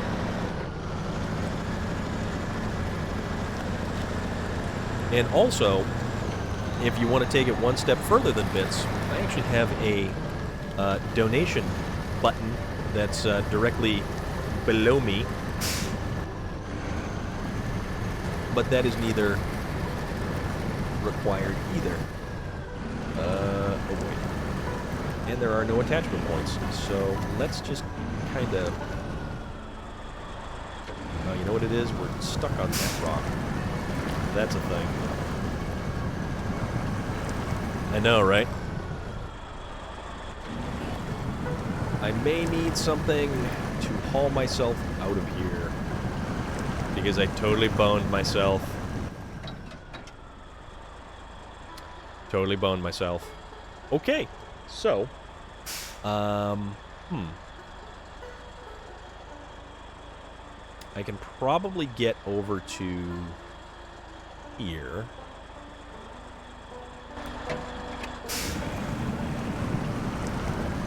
Yeah, this is, oh. You get forward momentum? Get forward momentum. Oh, that's... I'm gonna high side on that log, though, or on that rock. Yep. And... Okay, so... Freightliner's over here. How about... we... over here, and then we go over... Yeah, okay. Oh yeah, because a Chromebook is more primarily just that's all apps and stuff like that, right? Yeah, I'm using Streamlabs OBS, and that's my, you know, big configuration here. Okay, so here we are. Let us plot our course. Oh, Norman, that was not a request to, you know, throw money at things. It was just pointing things out. And as always, sir, I appreciate it. It's a thing I definitely appreciate, because it helps me keep putting more into this. I am a working stiff, and I work all the time, and this is the thing I do to. Okay, fine. This is the thing that I do to just kind of kick back and enjoy time, spend it with great people, and just have fun. Also, I wonder if this is going to bite me in the ass. Going this way. Okay, so that is, in fact, a bridge right there. Perhaps we will go up and through here, through there, through here. And let's see if we can't make this little recovery happen.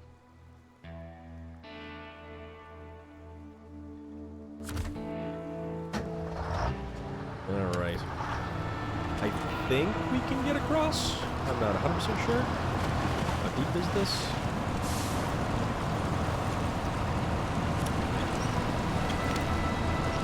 Oh yeah, yep, there we go. Come on. Come on. And we're going to drag this gigantic trailer along with us. How do you like them apples? Oh yeah, headlights also help. Just saying. All right, so we didn't completely wreck ourselves there. So this has turned into a recovery mission as well as a goods delivery mission.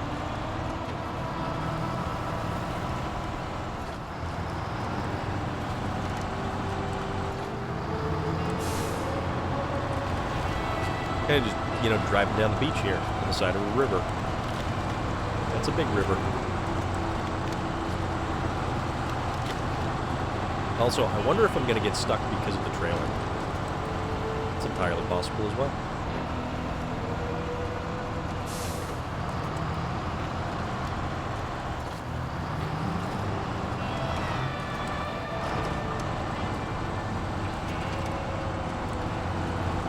This right here, all the little rocks and stuff like that are the bane of the existence for the collabs, because they can get, like, weird stuff going on.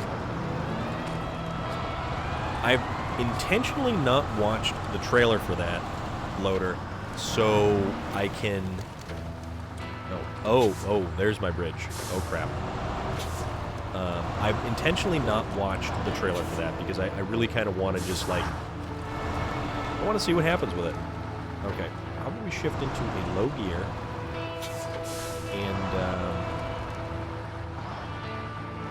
oh boy. Oh, this bridge is moving. Bridge is doing the shimmy shake.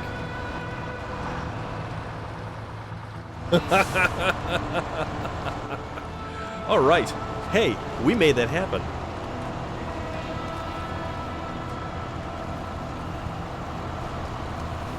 All right. Okay. So now, I'm going to try and figure out if I can get through up here.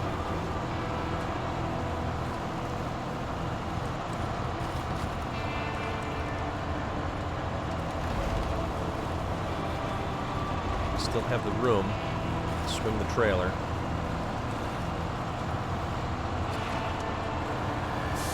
Gonna bounce off some rocks. Okay. A little tire damage, a little bit of suspension damage, but nope. We're gonna, we got pedal to metal, and we're climbing. Okay. Yep, it's going.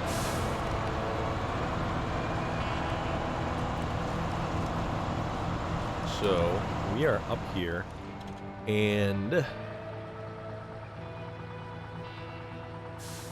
think it may behoove me to... I'm going to double check and see what this railway bridge here needs to have done to repair it, and then I'll come back and I'll get the P16. I'm actually, Slime, I'm running Red Doug 79. Thank you very much for the follow. I'm running Streamlabs on my laptop right now, and I've got just a... what the hell is this thing? It's an Aspire. Nothing fancy, nothing special. So, okay. Path to the sawmill is blocked. Let's clear it. Alright, so what do we have to do for railway bridge? So that's 4 metal beams, which shouldn't be too bad, and 2 concrete slabs, which also shouldn't be too bad. That should be stuff that I should be able to pick up fairly reasonably easily.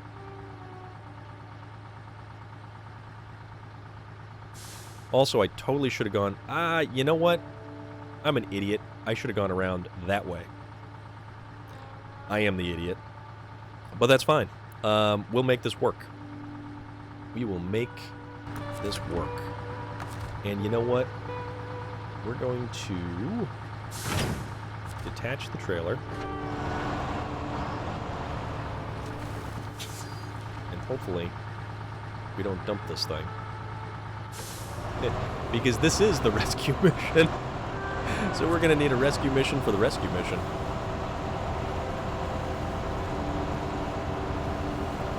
Which has happened before. Trust me. If you get 4 rescue missions deep, you know you're doing something right. Or at the very least, you're kind of keeping yourself amused.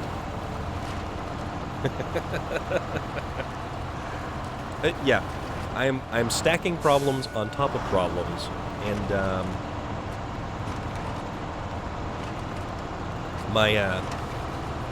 yeah. Let's hopefully, make sure my problems don't become greater than more problems on top of problems.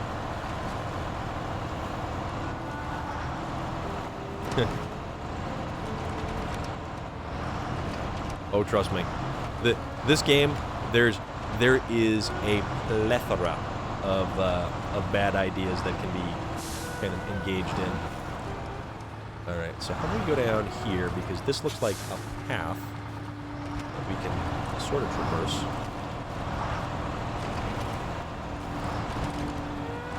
Alright, so there's the P16. That's where we want to go. This truck is a little bit more capable of going over and through stuff. Oh, absolutely, dude. 100%. I mean, this is a game of look what I can do. Shut down again. So tell you what, let's actually... want to pull from this direction, or what do we want to do here? Because if I get it to the other side, I can get to that log station.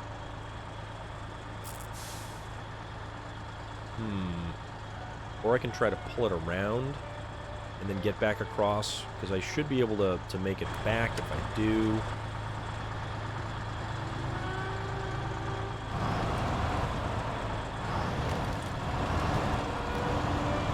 Alright, let's see if we can. And, for one, not get the recovery truck stuck. 2, not get the recovery truck dumped on its side. And 3, maybe use the recovery truck to actually recover something. Oh yeah, you know, Streamlabs, I was a complete and total Streamlabs noob, and it's working out great for me.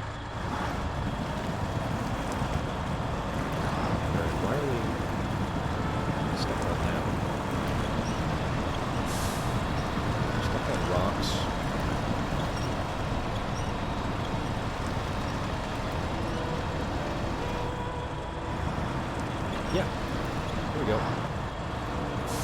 That's right. Oh, so if I... Yeah, it's super useful, man.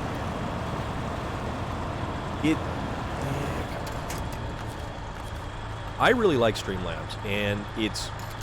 Once you kind of figure everything out, and not that there's a ton of stuff to figure out to get the basics going, but it works good. I mean, it really does work good. I mean, it controls effectively everything. I'm actually not gaming on my laptop, though. I'm gaming on my PlayStation. So I'm a console gamer over here. And so let's kind of back up to here. Let's see if this will work. So I'm a console gamer, but I use a capture card, and I pipe that capture card right into my laptop, and then have it set up so that Streamlabs makes everything work.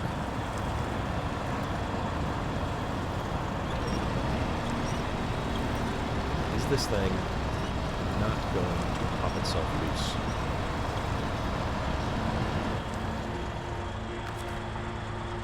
Let's,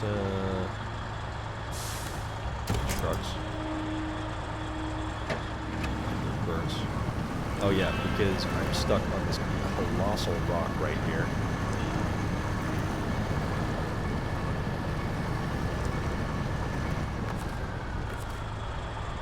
Catch the winch to here. It is... If you unlocked the entire Battle Pass, you would have 1,600 Call of Duty points. And the Battle Pass for the base Battle Pass is 1,000 Call of Duty points. Alright, okay. Alright, there we go. We're using the other guy. King. Alright, let's keep going. Let's work it. So, the Season 2 Battle Pass, it's 1,000 points, 1,000 Call of Duty points just to get the Battle Pass. If you want the Battle Pass with the 25 level skip, it is 2,400 Call of Duty points. So you'd need to purchase 800 Call of Duty points. I know because I looked into it earlier.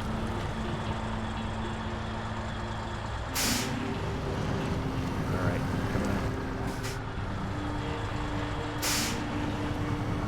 A little bit more, a little bit more, a little bit more. Just gotta get around that stupid rock! We did it! Okay. Loop around this way. We're making progress.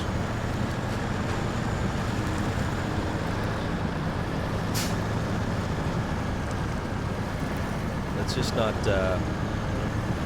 Yeah, so as the nighttime begins to be morning time, we're also not on that rock either. We're making, this is a game of inches at times. And you know what? We made it work somehow. Alright.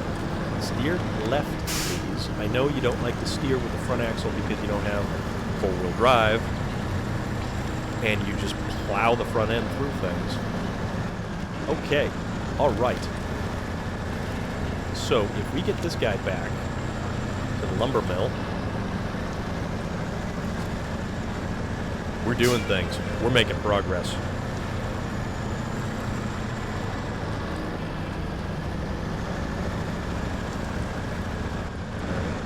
As long as we can straddle the tracks like we did previously. There we go.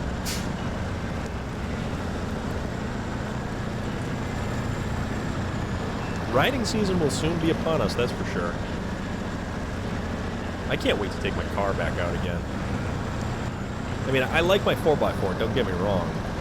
And even over the summertime, sometimes I just prefer hopping in the 4x4 and driving that thing. But I want to get my car out. Really do.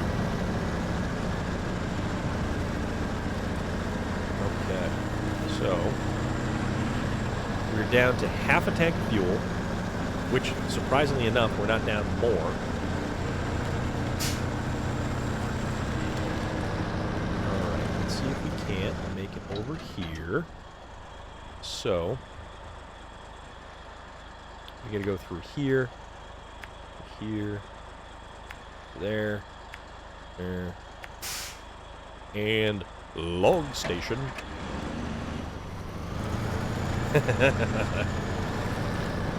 Hey man, it's the way to do it. You gotta enjoy life.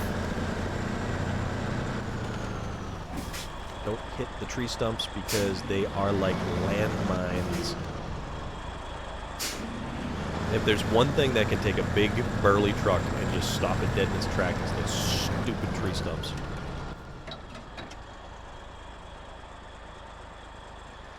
Oh yeah, that's right. There totally is.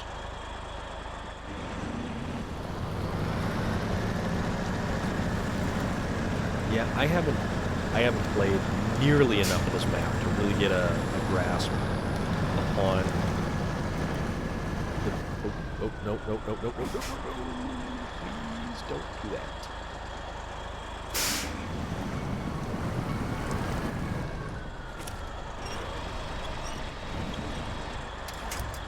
You know, we're slowly sinking. It's just this whole misbegotten adventure that this has turned into. Alright, we got this. We totally got this. Oh, that's funny. That's gotta be totally ridiculous.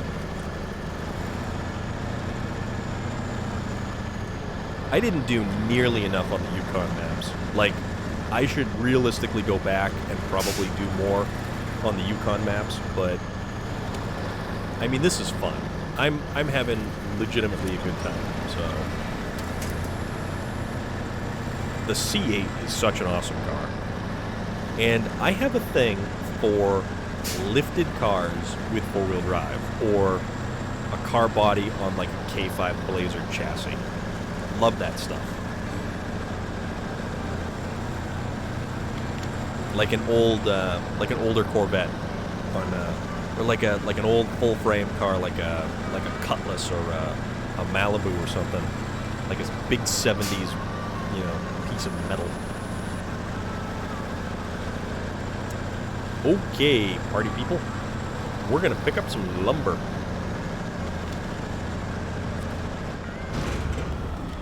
Long logs. Oh, we have a limited number of logs. So, oh, that's actually 3. Okay. Well, damn. So now, we go from the lumber mill to the sawmill. And I think, kind of looking at how we want to do this, goes through whatever dude's place that is right there, and up through here, and then to the sawmill. And let's see if we can make it without spilling these logs all over the place, which would be unfortunate, but it's not like things aren't going to happen.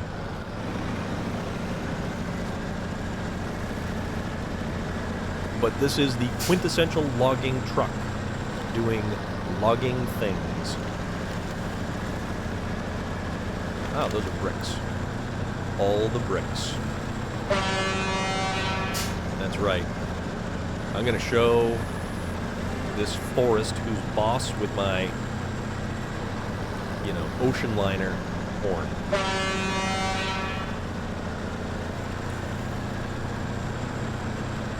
Alright, now, I don't know how deep this is. So, if we proceed with a modicum of caution, or we simply skirt the edge of the mud puddle.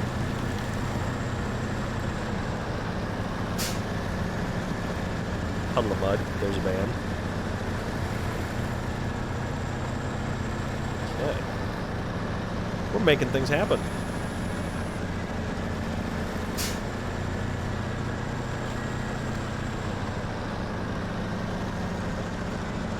That's a yield sign.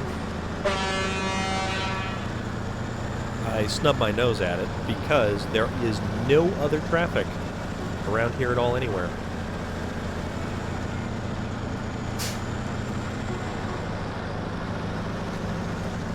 Also, I'd like to know who's in charge of the maintenance of the driveway of Stone Creek Lumber, because that's just a deplorable driveway.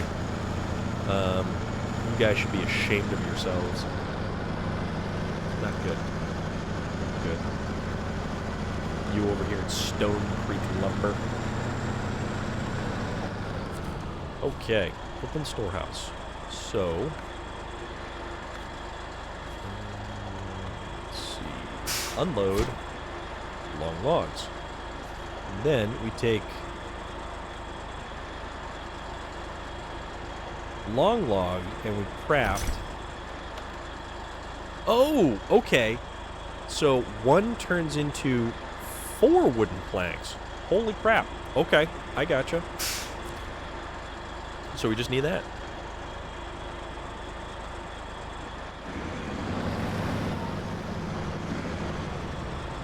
Puddle of mud, yeah. What's that, loader? Alright, so let's just kind of pull this guy out of the way just a little bit. And then we will hop back over to the Freightliner. Also, let's see. Railway bridge, so that's metal beams. So that's 4 metal beams. So I can transport 2 with that trailer. And then 2 concrete slabs, which I can transport with that. You know, we can make things happen. Freightliner. And now we need to get... Yeah, okay. So we... I bet I can maybe get up the other side? You know, you're not allowed to have that good of a food without sharing with the rest of the class, sir.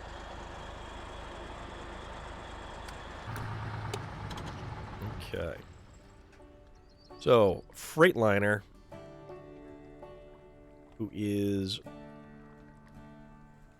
definitely running low on fuel. 66 liters left. And is stuck in the mud. I swear to God. There we go.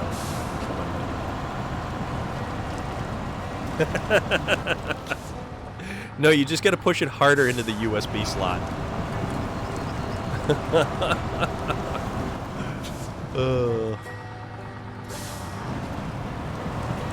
Alright, let's see if we can't not fail sauce this right up.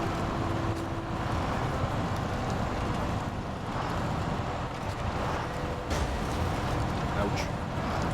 There's some suspension damage right there, that's for sure.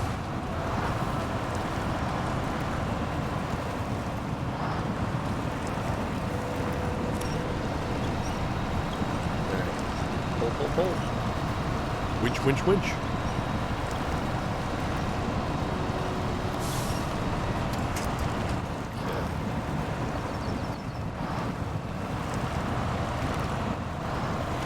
Rocks.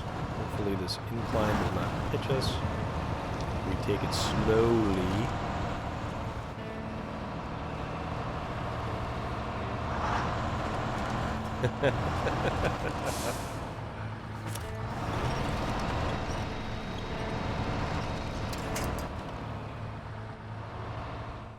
Alright, go slow. Go slow and don't tip. That's the key phrase right there. You know, the fact that they had to use like a mattress-sized candy bar to make it like a regular-sized candy bar because of how it shrinks down the particles and whatnot. Ridiculous. Just give me the giant mattress-sized candy bar.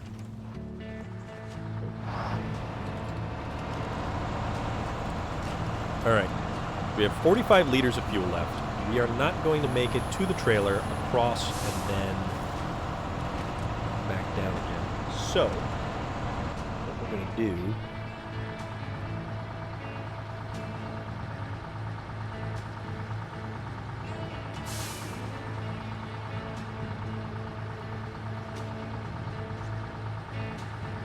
We're going to keep going.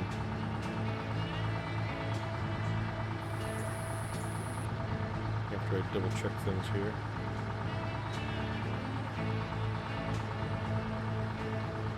Okay. Don't mind me. Double checking messages. Important stuff. SnowRunner stuff. No, not really. Let's see. So that's where the trailer is. So I could go over there. Yeah, let's see if we can make this happen. I know you do. And that's the best part. Never mind the never minding. Off to Never Never Land. Alright, so high gear to save some fuel. 35 liters, can we do it? Oh, well, the back end's hopping around, so no. Let's not.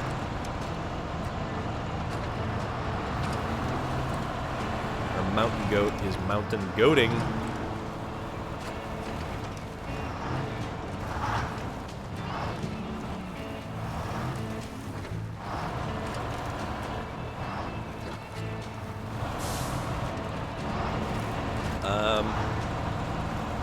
That is a mighty big valley. Cross. Nope. So we gotta cross, we gotta get some fuel, and then we gotta get back.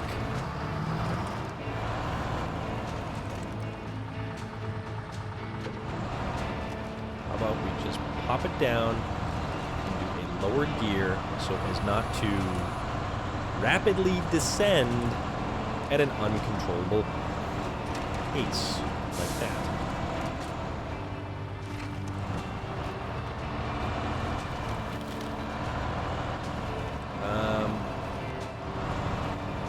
Something tells me.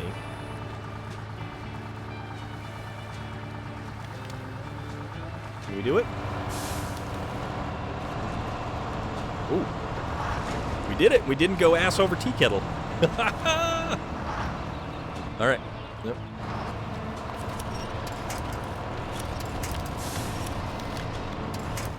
So, we're going to waste our fuel being stuck on railroad tracks. Is this... This is not the end that I planned for myself. Alright, there we go.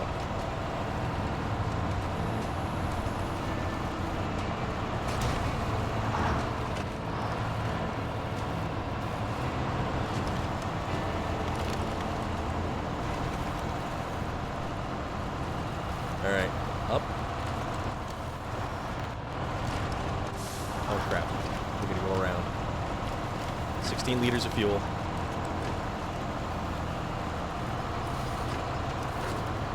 Up into high gear to save some. See if we can't make this. This is gonna come down to the wire. 14 liters of fuel. Okay, I think we got this. If I pay attention, I would have had to use the P-16 to rescue this stupid thing. All right, and we made it with 12 liters of fuel. Now, I guess here comes the fun part because we have to get back. And we have to get back. Oh, and we have to get the trailer. Oh, man.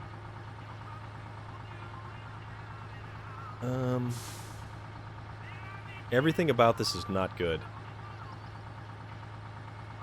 So, how about we try to cross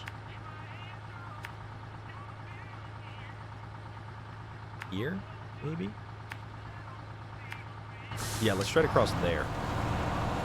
And let's see how horrific and awful this winds up being.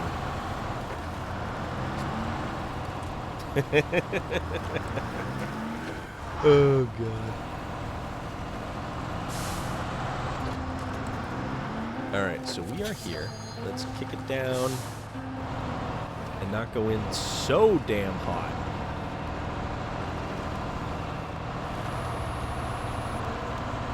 Just because we can doesn't mean we should. And then we gotta watch out for the large rock outcroppings. Being all these.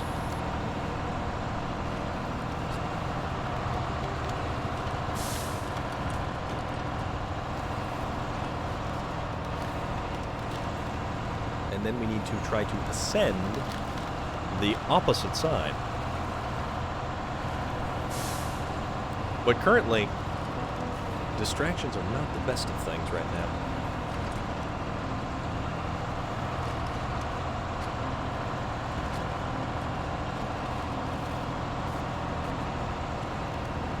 Alright, let's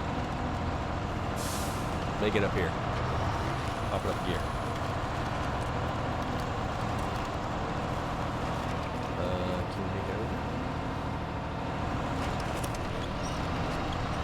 Okay, so when it winches off of the tiniest little branches and shrubs and everything else, which is not useful.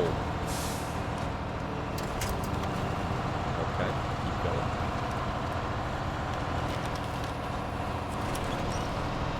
So, here's my dilemma.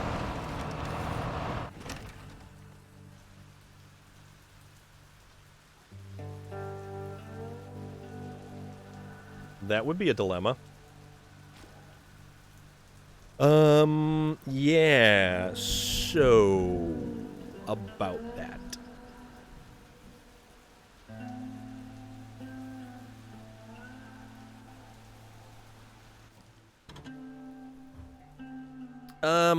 Yeah.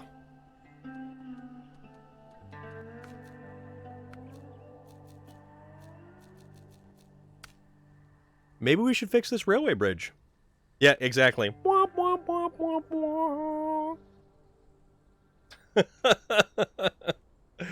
Oh my god. Everything about this is just silly. Silly. Ginger Snaps, you redeemed a thing again. Why?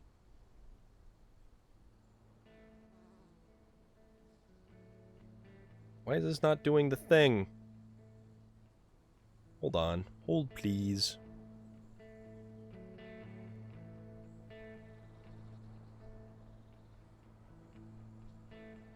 Settings. Enabled. Enabled.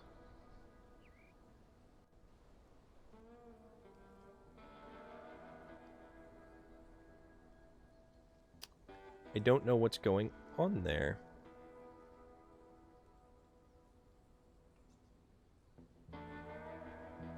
So, in that case...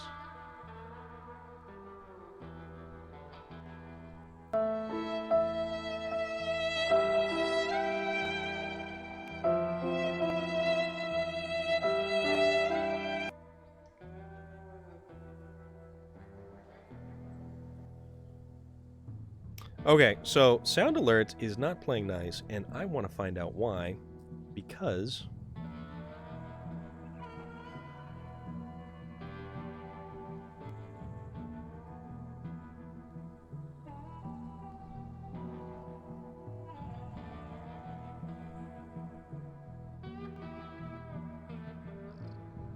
Okay, it should all be working, which I don't understand why it's not.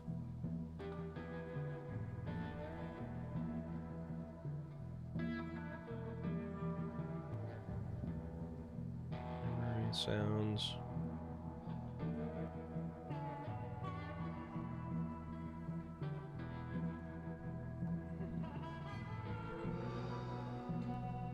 But yes. Totally rocking the Jaws shirt today. Again. And this is an awesome Jaws shirt, mind you. What happens if we go to properties and then we... Nah, okay. I don't know if that's going to do anything, but yeah.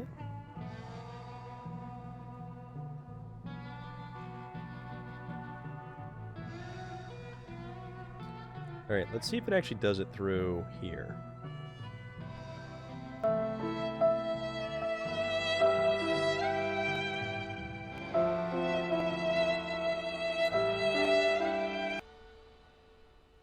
Yeah, this is an awesome shirt. And I had another Jaws shirt, and I don't know where it went, which kind of bums me out a little bit. But, let's see. We are going to go back to the garage. We're going to find a big truck to do big truck things. Like the collab. So we need a big trailer. And we need, let's see. We want to do railway bridge. What we want to do.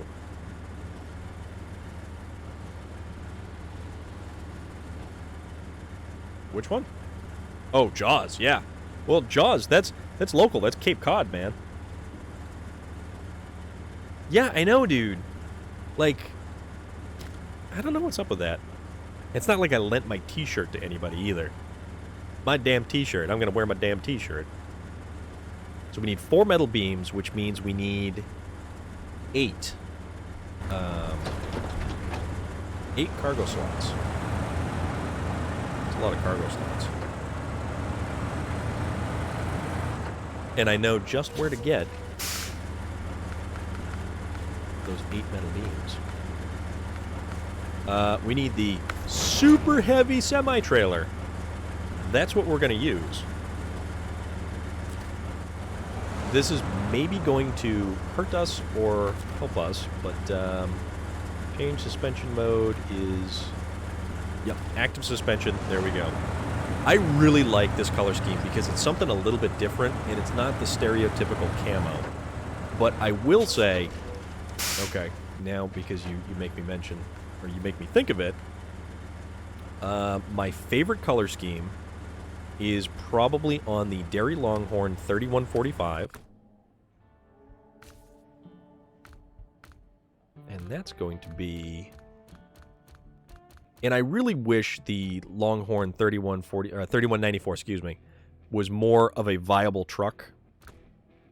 But this is my favorite paint scheme. The black and red. And I love the way that this truck looks. I love this truck. It just performs like absolute garbage because it's not powerful enough. It's got huge tires. It's got, you know, a decent amount of ground clearance to it, but it's a garbage truck. I wish it could get taller, but no such luck.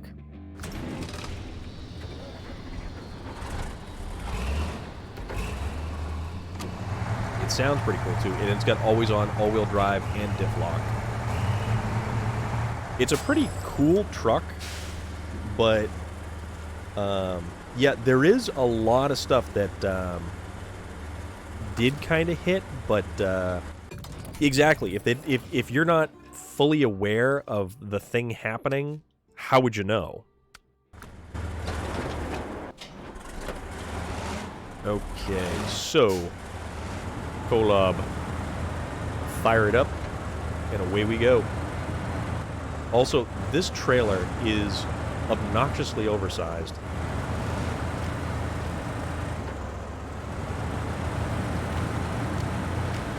This thing is huge. And this is going to be hilarious because I don't know if this is going to work or not. And I don't know if I'm going to need another truck on the back end of this thing helping.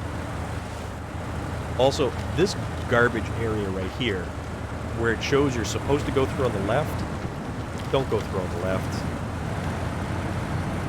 Swing it wide to the right.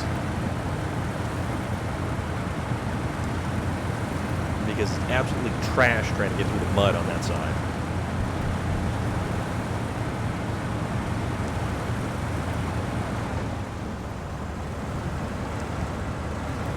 I like how gigantic this truck is. This truck is hilarious how gigantic it is. Oh, you know what? It occurs to me. So we need 4 metal beams, which would have been 2 loads with the twin steer. Okay. Keep that in mind for later.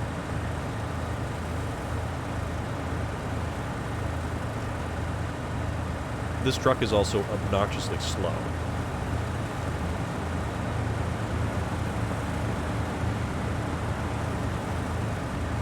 Automated workshop.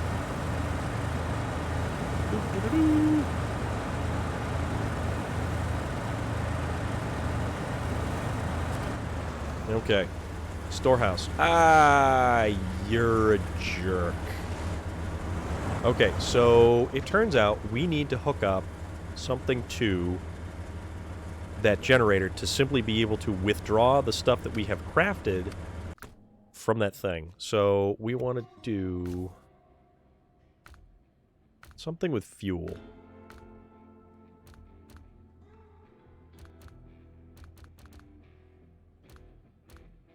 Actually, we've got 2 identical fleet stars, so why not make one of these a fuel truck? Because we need fuel to power the generator. Fuel tank.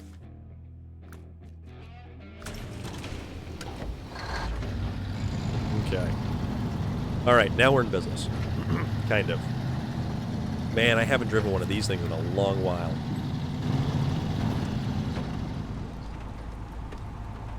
Super old school.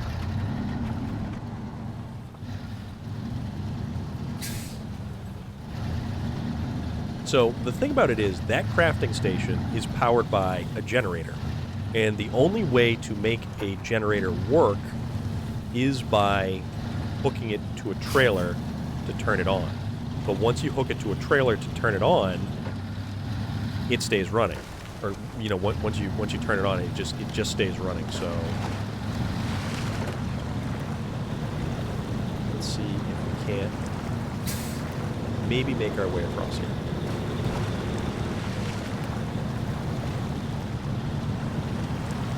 Little lowly Fleet Star, the first truck that we officially find that's not given to us in the tutorial.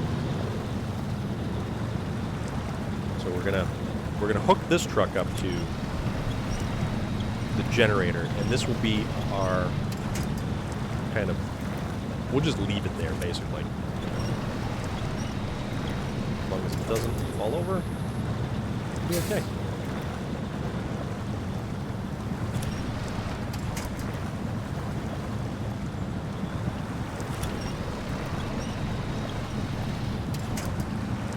There we go. Come on, out of the water. Out of the mud, muck, and mire.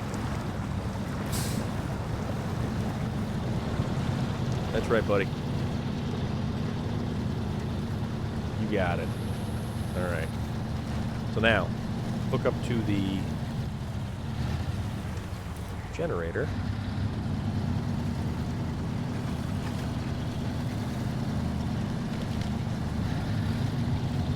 Over here. Hopefully I've got enough room to swing around and connect to that thing. Yeah, I got plenty of room. Ish. So, the generator... Oh, it does. Ginger Rage, it's so good to see you. How are you this evening? And yeah, the mud goes everywhere. Stuff just gets slung around. And it's actually pretty impressive. Okay, so we'll back up. Then we have to attach the trailer. Okay. So now we have the trailer attached, and we can turn on the generator. So it opens up the little doors and it fires up the engine. And now we have power so that we can actually go over to this section, change trucks to the co-op, open the storehouse, Oh my god. Really? Back to here. What do you mean there is no... Okay, so the generator is out of fuel. So we need to fill the generator. Man, that thing jumped up good. Okay, so the generator is full. So now we'll change back to the Kolob. Open the storehouse. There we go. There is all of our stuff that we now have access to. So these are the things that we can consume. So we have 6 metal beams in stock. We need 4 of them. How many? Okay, so metal beams.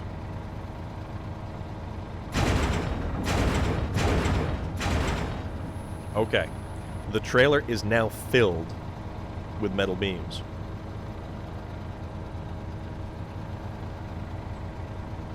Oh, is that how you do it? I was just gonna... Oh, yeah. There totally is. Oh, yeah, and it just loops right back around again.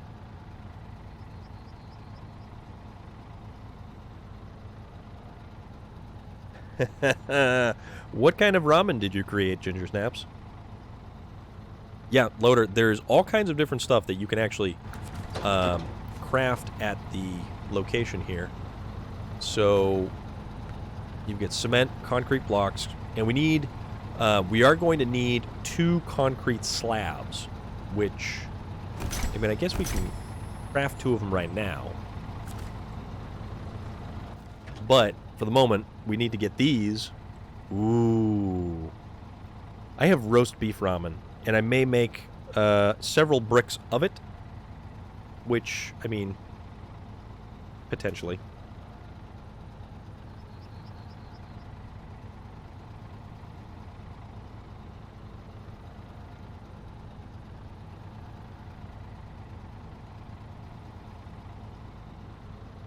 Okay.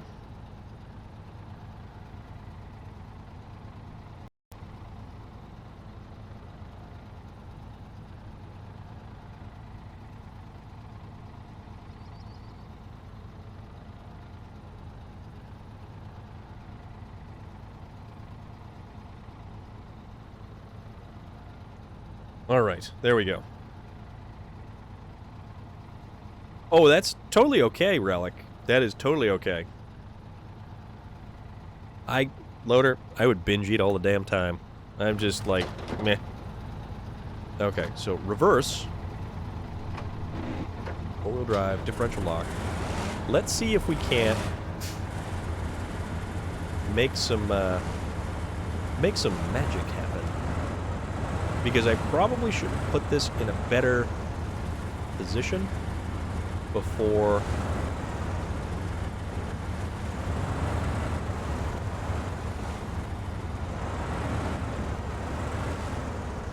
Oh man, look at that trailer twist.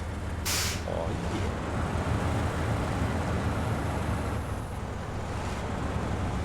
This is going to be interesting.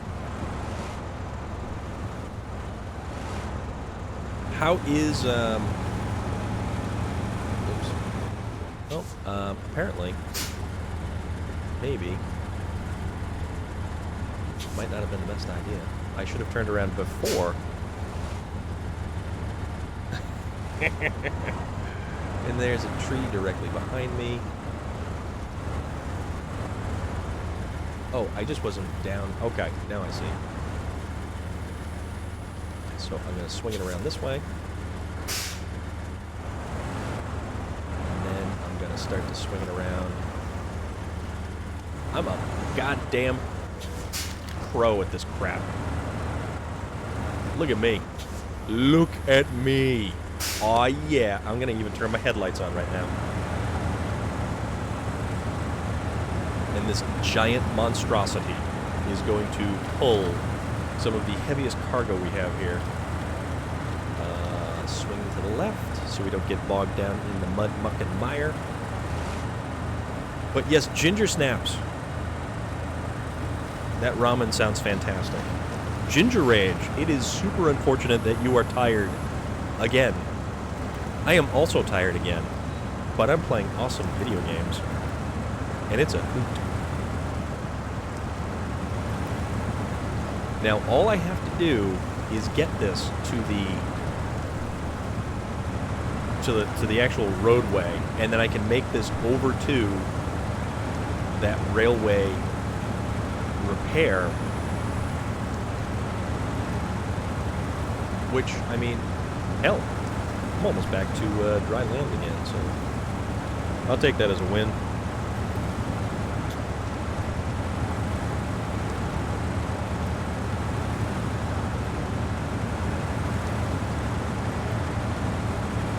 Oh, yeah. Oh, look at that. Look at that massive amount of cargo that's behind us. We are going to pull all the cargo. All the heavy things.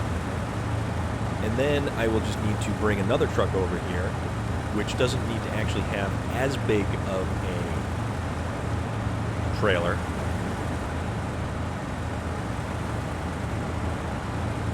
But it needs to be 4 slots, because concrete slabs. Oh, dude, me backing down the hill, I am a champ. Backed down the hill, did a little bit of finagling, and we are right back up in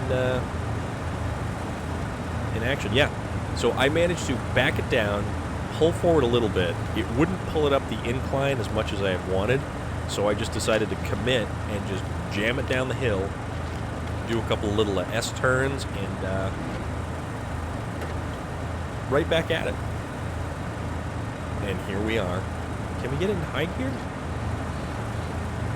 Alright, we can even put it in high gear, which drops the fuel consumption down to about 6 to 7 liters per minute. That's kind of cool.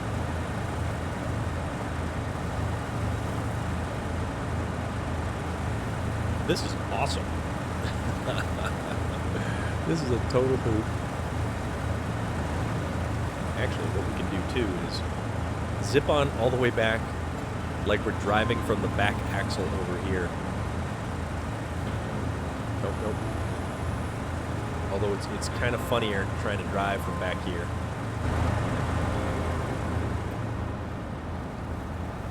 We can have 8 people in this thing.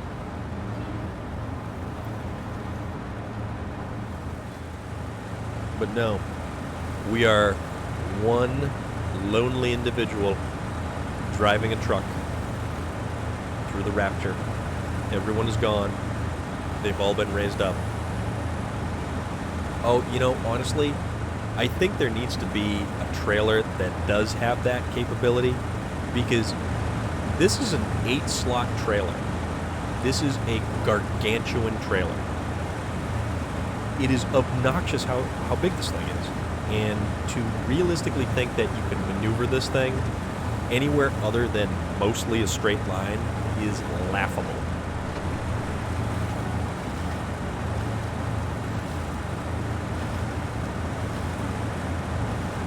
Also, now I'm hungry.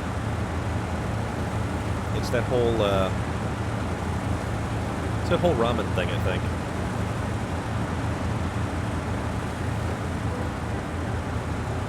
Low gear, lock the differential, get this thing up the hill. I continue forward with ponderous purpose. Back up in the high gear. Yep, there we go. And you know, it's funny too, every little cable, every little handle and lever and hose moves over the bumps. It's awesome. I love Cadbury eggs. Actually, let's grab some fuel while we're passing through, because we don't know how long we're going to be out this direction. Even though there is a fuel station where we have to go, which is... yeah, so we go to the left.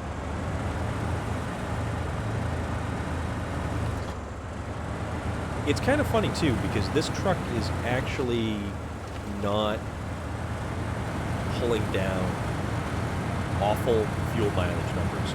Like the Navistar will just guzzle fuel like you read about. I mean, you're in like 20 to 30 liters per minute. This thing, I'm pulling more than the Navistar ever did pull. And even in the automatic gear, which is the least efficient gear, we're still under 14 liters a minute, which is pretty wild. Yeah, man, I tell you, I am looking. Let's see, and then we get a periodically popping into the differential lock just to keep everything going in a forward direction. Back right here.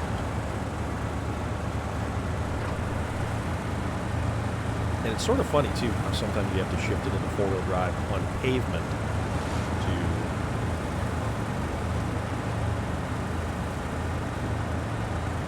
Man, if you were eating those spicy jelly beans, like the fiery hot jelly beans, like Waylon was eating the other night, ooh.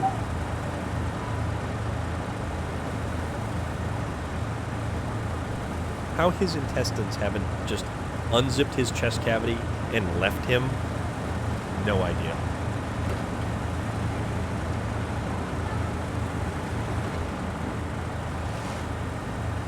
All right, let's keep making forward momentum.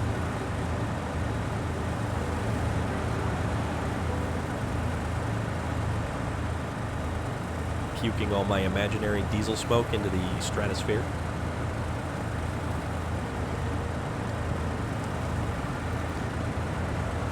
It's that whole, doesn't it taste like clove? But isn't that like black licorice jelly beans? Aren't they kind of close to that?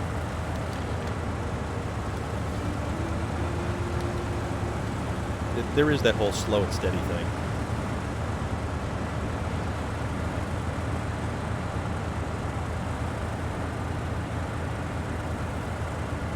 Yeah, you know what?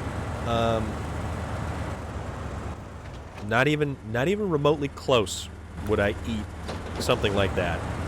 That is for individuals far better than I. I'm good with that. You want to eat a gummy bear that's going to melt your insides? More power to you. Well, you did see the world's hottest chocolate incident on Waylon's stream. And we were referring to Waylon Revis of the band A Killer's Confession. Very good dude. Totally a guy people should be following as well. And he's over at Waylon AKC on Twitch, all one word. And he's been eating some mighty questionable things lately. Which actually, let me just pull this up here.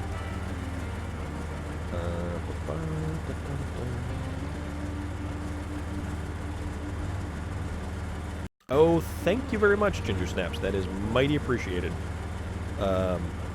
Because I'm not fancy, and I don't have, you know, all those, like, really cool commands and stuff all set up. But that's, you know, neither here nor there.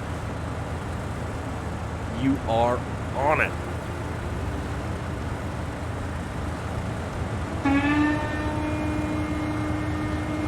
See? There you go. Sound alerts are working. And Sasquatch, thank you very much for that. That is very cool. I am all about that stuff. And you'll notice that it's a little bit more like Viking themed, much the same way. Well, I think Who wants to be king? I want to be king. I want to be king of the roadways. That's me. So it's working now, I guess, Ginger Snaps. So if you've got some points to redeem, why don't you put your points where your sound alerts is? Oh man, this is slow going. I just can't wait to be king. But no, this is not the Lion King. There's no Rafiki here. No Timon and Pumbaa. There is only Golab.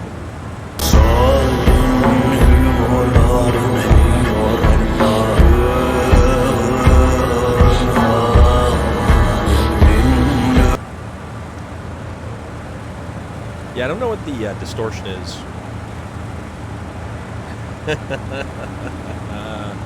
There we go. Hell yeah. So Relic, it's good times? I'm going to have to check that out. And seeing as how it's like 9:15 right there. It'll probably be... I don't know if I'm going to do it tonight, maybe tomorrow. We'll see what happens. And honestly, guys, I never really thought that I would be streaming pretty much every week, or every day this week. I've been on a roll. And...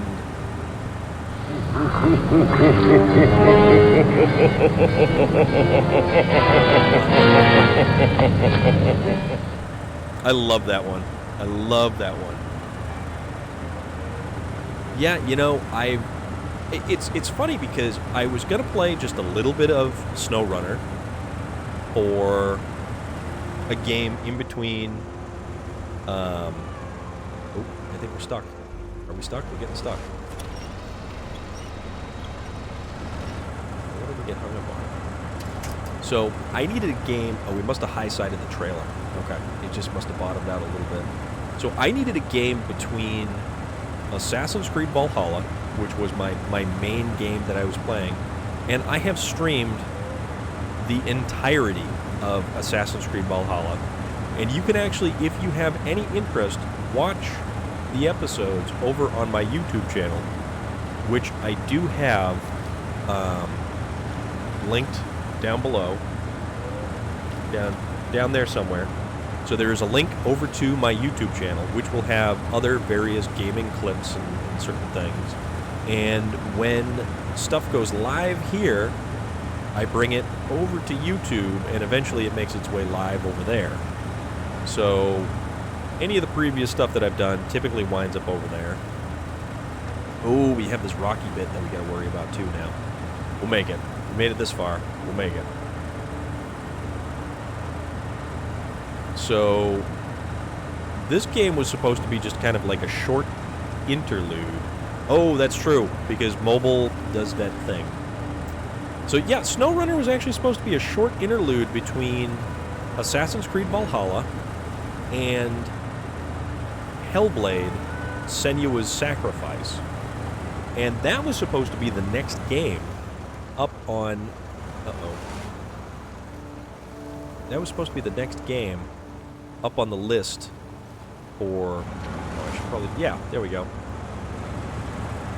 Differential lock saves the day again. And that is the obnoxious trailer that is in our way. And I knew that was going to happen. And now, cargo management.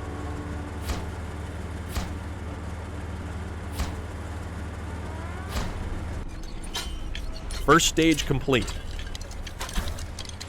Oops. Alright, so we now have part of a bridge. Also, let us attach the winch to the front of... Let's get a little bit closer.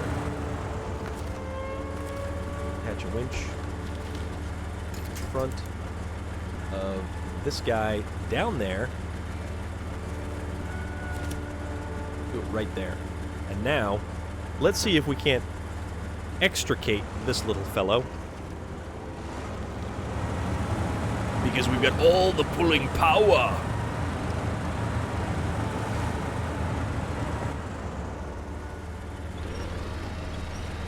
Yeah, that's right. We're gonna pull all of the things.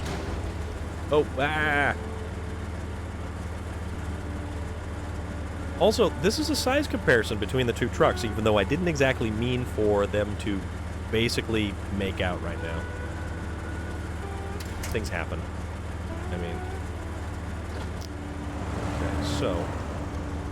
we want to not knock over the gooseneck flatbed, because it becomes an absolute nightmare when you try to flip flatbed trailers back over. It's awful. So we're gonna I'm going to pull this guy up just a little bit here. And let's change trucks to the Freightliner, which has way more lights. We'll hook up to this guy over here. And then what we'll do is we will go back and get the 2 concrete slabs that we actually need to get. Booyah! Actually, no, let's reverse it out a little bit.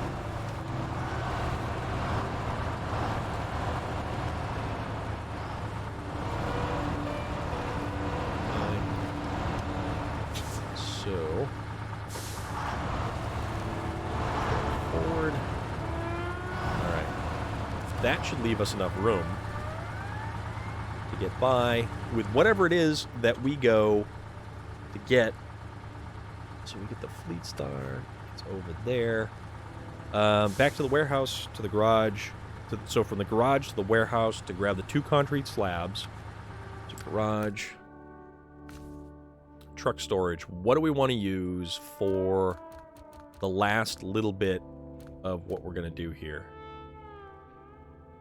The bore. No, we need something. We need something with some good... Oh. I know what we're going to use. We can use the... Where'd it go? It's in here somewhere. Bingo.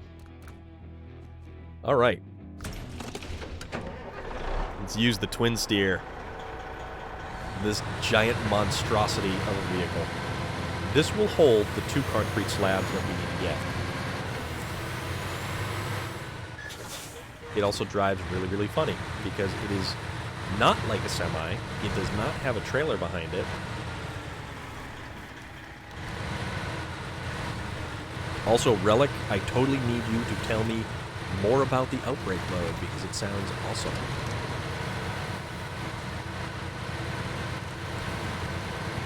And this one, I think I'll just take over this one. Because it's so long that by the time you never have both sets of axles in the muck.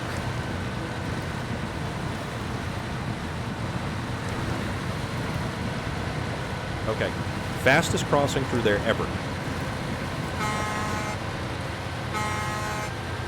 Also not a bad horn. And then we go.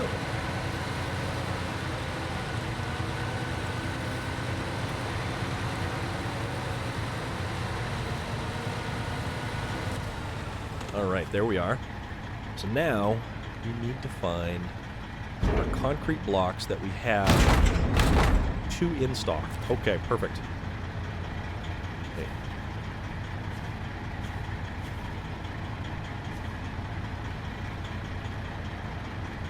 Yeah, concrete slabs, not blocks.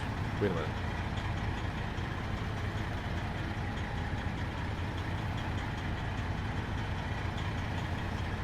So we need slabs. What do we have? Okay, we do have slabs. All right. Confusing myself there.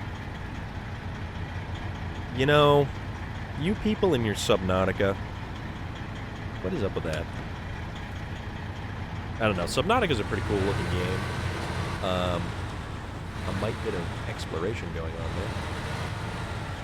So now we're going to reverse down this hill and hopefully not lose the cargo that we need to complete this last little bit of everything. No.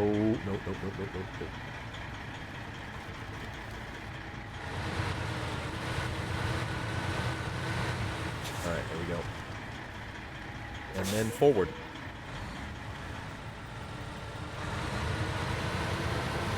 Yeah, concrete slabs, I believe, are the heaviest cargo in the game. Why would you do that to yourself? I mean, in a game like this, you can just kind of cruise around and there are no big baddies to murderfy you. There we go. You know what? Time out. We deserve to see this truck in all of its crazy glory. So I'm going to advance the timeline. Yeah, see? And now, with some of the heaviest cargo in the game, we made it through that muck section, which has been an absolute nightmare for every single vehicle I've taken through there.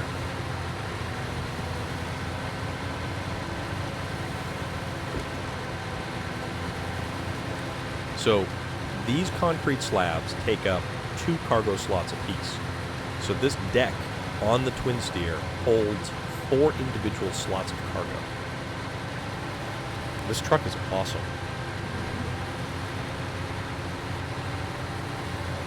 And it's a darn powerhouse.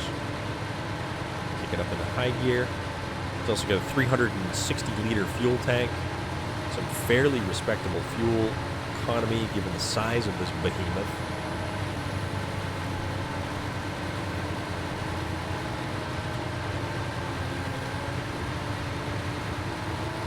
That doesn't sound like a good time, Ginger Snaps.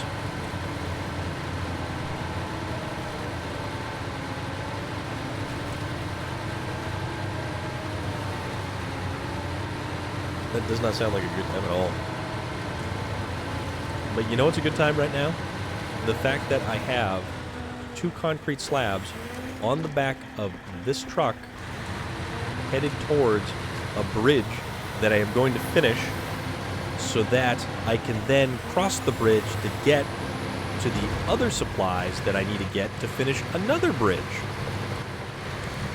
This is what this game's all about. It's like interlocking puzzle pieces, and you have to figure out just which one to go after first. This truck is awesome, and it is doing an awesome job. No road, no problem. And the little Datsun bobblehead, bobbleheading away.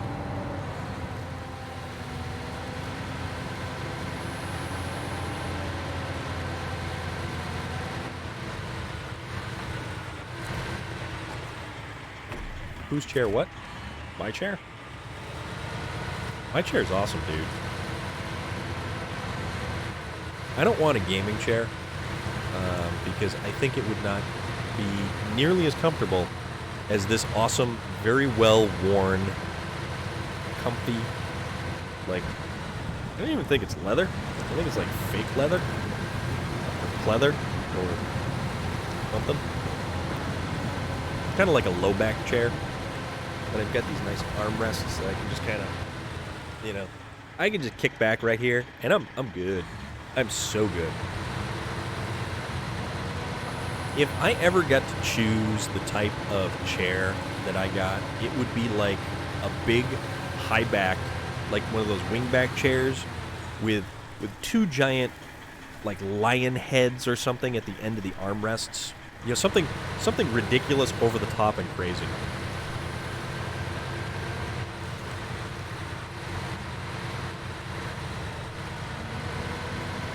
I like my chair. I can spend a lot of time in this chair.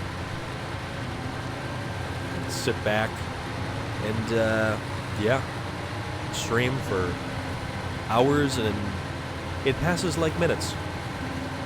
It's like a pillow upon my buttocks. My backside sits upon a cloud. As it should. I mean, that's a mental image you probably don't want, but that is what it is, I guess.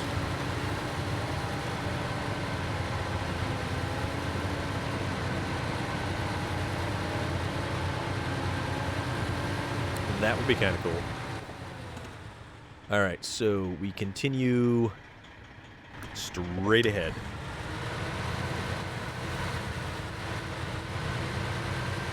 Oh yeah, those things are cool. But that's like a total, like, retro 70s kind of thing, right? Was that a 70s or an 80s kind of thing? Be, like, super claustrophobic in one of those, though. Man, that would be...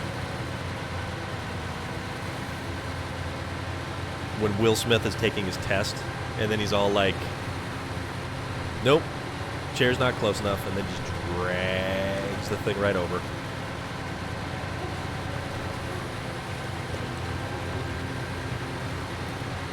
I like being cozy, which, you know, this chair has some room to kind of move around in, but you know. Also, don't mind me while I have some of my Pepsi.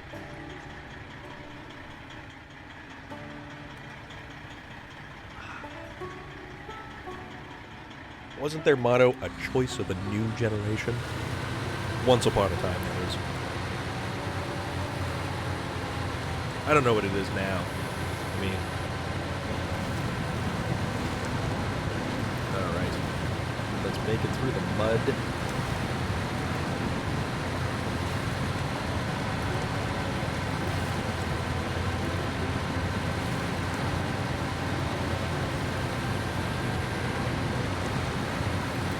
You know, that's a movie I actually haven't seen, and it was one of those movies that when it came to the theater, I wanted to see it, but I never actually had a chance to go see it. The movie theater actually close by is doing a movie auditorium rental where you can drop down like $200, and I think it's 2.5 hours. You have the entire movie theater to yourself. They will supply the game system or console or what have you to do whatever it is. So if I wanted to play, say, Call of Duty on a movie theater screen,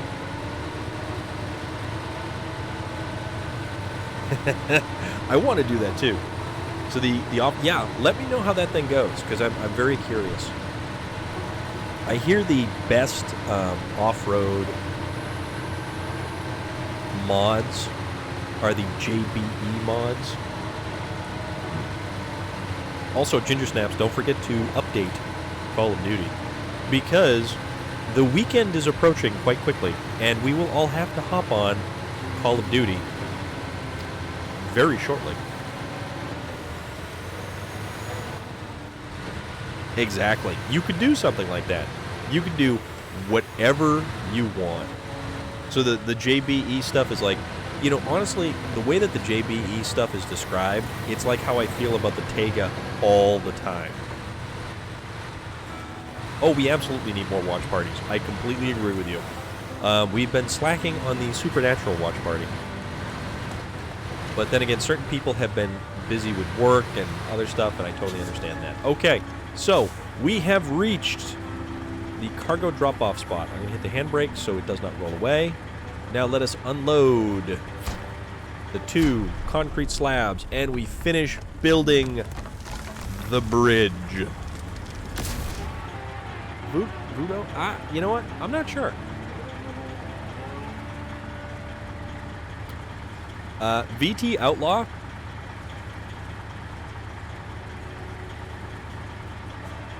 You are in the company of one of the, you know, hands down,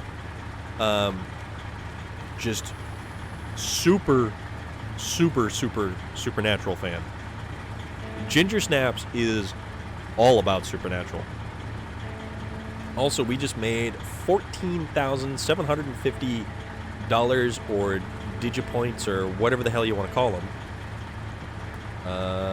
So let's back up a little bit.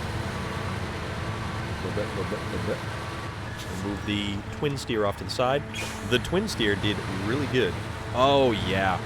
You know, I think I have a small Matchbox die-cast of the Impala hanging around somewhere. We will change trucks to the Freightliner one more time.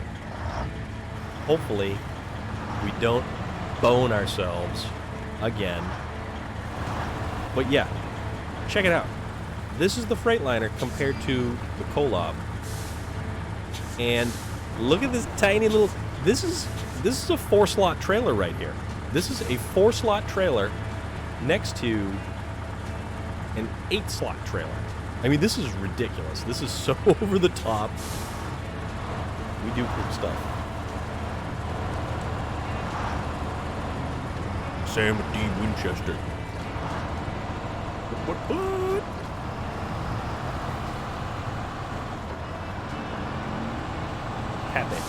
Happy Winchester. No, not really.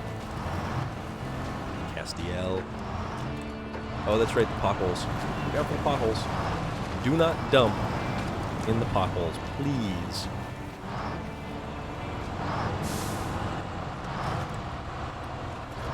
What's that, loader? Solistrato, thou hast joined us. All right. So now, let's see. We have 4 in stock. Okay, so we need 4 wooden planks to complete.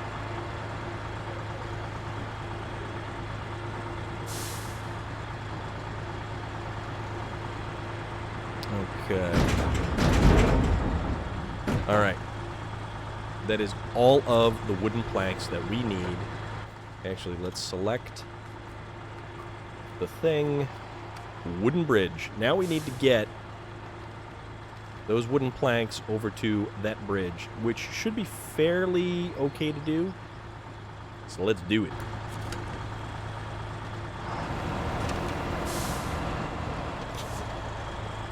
And because we have this awesome turning radius with the Freightliner, here we go. Yeah, those back axle tires on that trailer aren't even moving in a forward direction, and we can just skate right around them.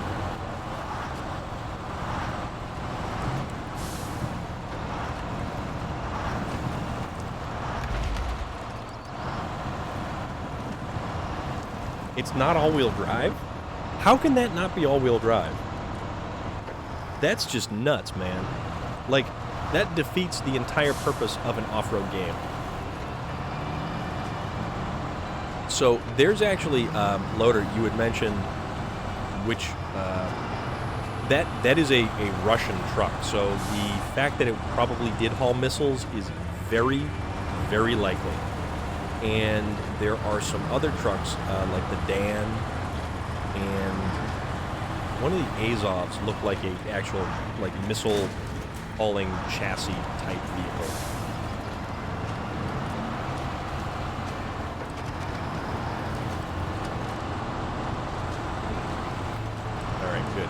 You know, it's nice that this truck stays a lot more planted when there's weight on the back of the, Hey, listen, you.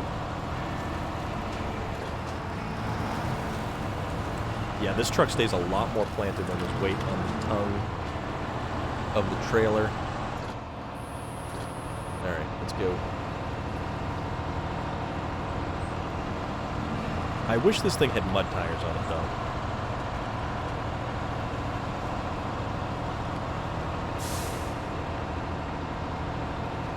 Well, Solistrato, at least there's not some ice up here on this map for you to slip on. I mean, for me to slip on.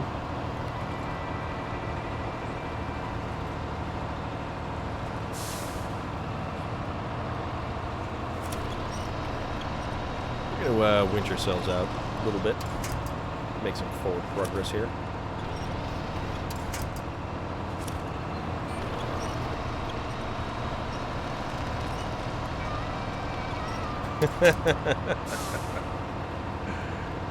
How dare I indeed, Solistrato. How dare I indeed. Alright, we're kind of churning. We're churning mud right now. That's what we're doing. There is a lot of mud right here. And it's kicking up on the tires. Oh, you know why? It's probably because of this damn trailer's bottoming out. Okay, so attach the winch.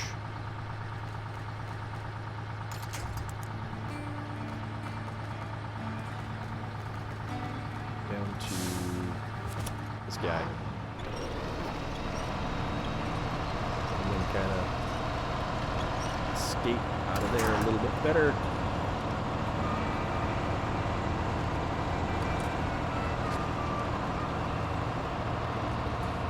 And then we're just sunk in the mud again. Dagnabbit.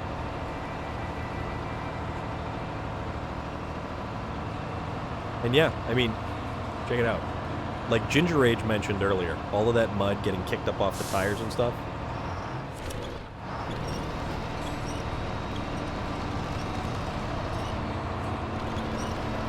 TC's 2020 Yeetmobile. Is that the really goofy, like super tall limo looking thing with the gigantic tires and...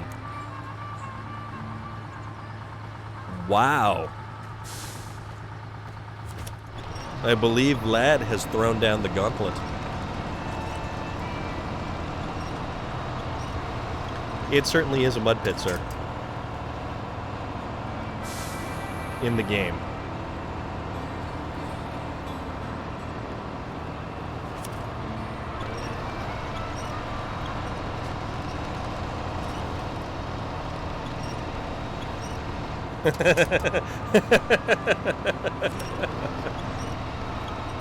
So that's the C8. Okay.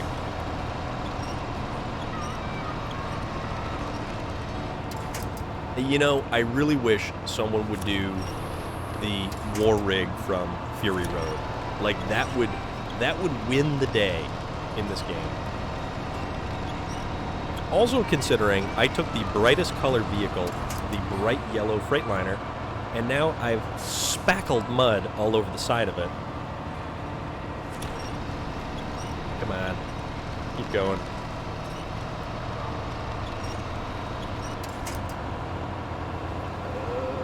I'll check it out. I will check it out, though. That's it. Come on. Pull. Pull, pull, pull. Pull like the pork. There we go. Yeah, so I couldn't hold it, so I had an accident all over the side of my truck. Famous last words.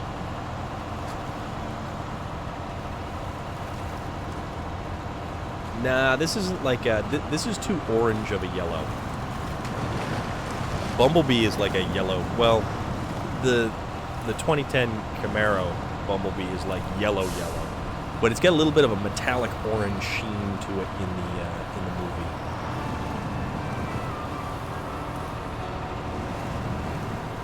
Alright, so now we gotta get through this mud. Although this is a straight shot, so this should be, hopefully, a little bit easier.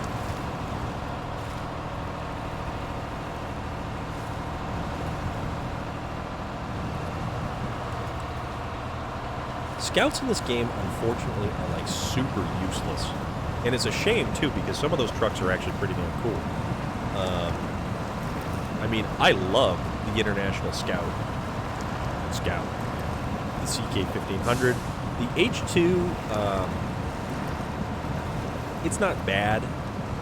I worked at GM when those damn things were available new, and they weren't the greatest of vehicles. It's technically like a shortened... It's like a 2500 Tahoe with the weakest front-end components known to man. The H2 was never a very solid off-roader, and it was the outer tie rod ends that always used to fold on those things.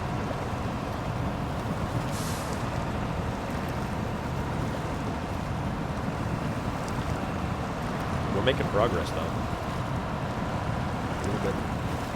A little bit at a time. Oh, yeah. Yep, there was that. And that's got a lot of technicians talking. But, see, here's the thing about it. That's going to be... yeah, exactly, Loader. It was the yuppie Hummer, is exactly what it was. It was not the Arnold Schwarzenegger original Hummer. Now, the thing with GM going all EV by 2040, that's all new cars. But you're still going to have all of that service and after sales for all of everything else. And not everyone is going to be able to purchase a brand new electric vehicle. No matter how inexpensive it really is. Yeah, it's the Prius of Hummers. Alright. I think that was all of the mud that we have to trek through, so that's kind of cool. Alright, pop back on. Oh, yeah, Jesus, we're already down less than half a tank of fuel. So let's see if we can get where we need to get. with the quickness, but not down with the sickness.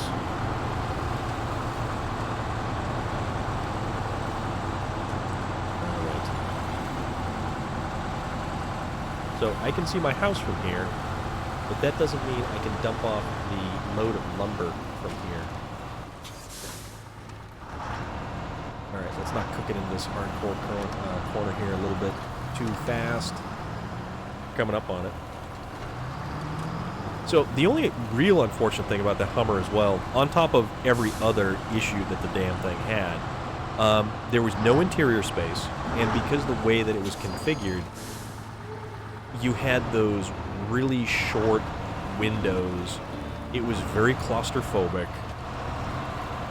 Couldn't really see out of it real well. Couldn't see behind you at all. Oh, this is pure grade A hardwood right here. I'm hauling some sequoia right now. Amongst other things. Okay. Make it to the bridge, people. It's a bridge across troubled waters. All right, bridge time. Track that. Cargo. Wait a minute. Wooden planks. Cargo management.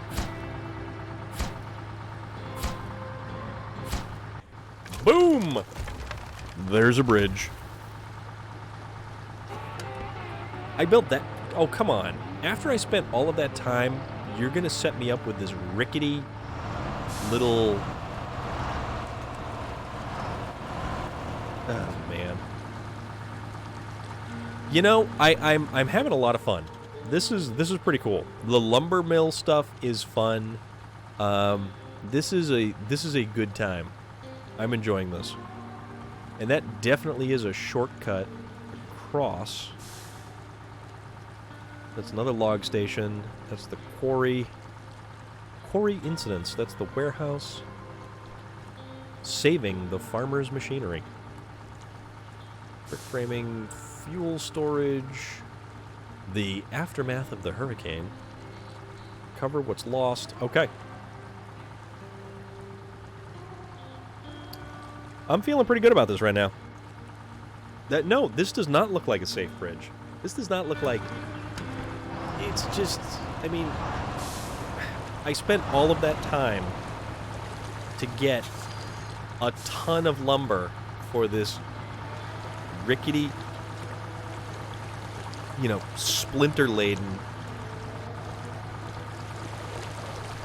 Just... And they haven't even really used a lot of metal in it. Oy. That's hurtful right there. That is hurtful. But you know what? It does, however, make for a pretty cool... Let's see if we can't... Settings... Turn off the HUD. Hide the HUD. Alright, so there we go. So now... Oh, you know, it's fine. We're gonna save that screenshot right there. So saved the capture gallery. Yeah, I guess it's more form over, or more function over form than anything else. Back to the HUD. Turn the HUD back on because this game does not have a dedicated... Oh, I can turn off or on the film grain effect in certain lighting conditions. Motion blur, brightness. Oh. Field of vision. You know, this is all stuff that I never really kind of bothered going through. Yeah, why not? Let's plug out right there. Okay. So, we have 43 liters of fuel left. We'll stop the engine. So we've built a grand total of 2 bridges and delivered some logs to a farm, a lighthouse, and something else. Some dude's house. Yeah, you're right. It definitely would. Um, although there was a lot of... Oh, I can go pick up some service parts over there. There was a lot of mud, which I would have worried about the Navistar kind of trucking through a lot of the mud. But this thing's pretty cool. Does a pretty good job. I'm happy with the way that the Freightliner kind of works in this one. But, how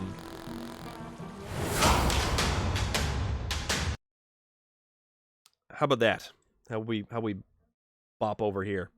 So, because, let's see. We've been at this for almost 3.5 hours right now. And it's been a hell of a night.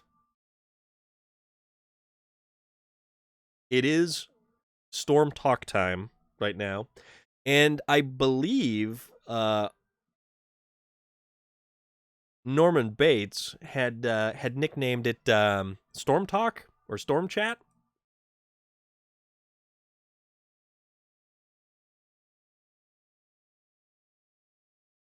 Which is a fantastic idea.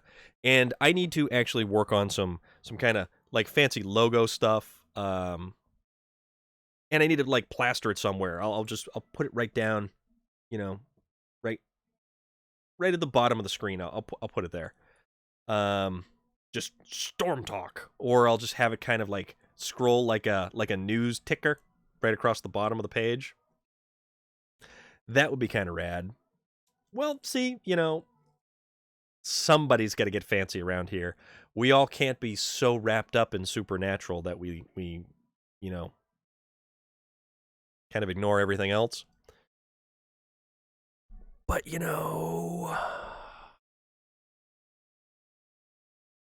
so yes, we have built 2 bridges. That is the grand total of the sum of things that we have done in the past 3.5 hours. 2 bridges. So let that sink in. Oh, I'm not whiskey at all. I'm like if somebody took like a can of diced pineapple and drained out the juice and then filled it up with a Mountain Dew. That's kind of like what I am. That's not fancy. Relic, you will have to fill me in on all of that stuff because it sounds like the new Outbreak mode is going to be amazing. And we are discussing the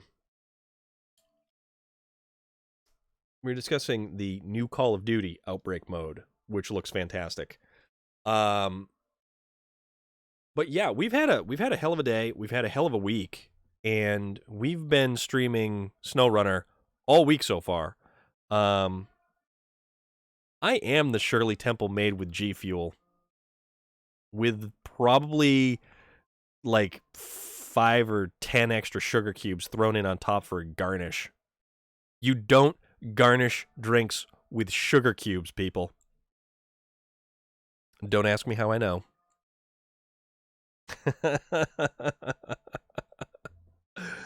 But man, I keep hitting everything, but that's fine. That's fine. Yeah, merchandise would be a cool idea too. Merchandise would be delightful. So yeah, we've been at SnowRunner a whole hell of a lot this week, and now my damn green screen thing is doing that weird thing where it's like pixelating on me and stuff, and that is bugging me.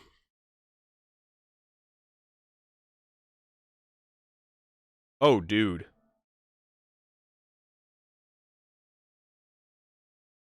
Well, I mean, things happen, accidents and stuff.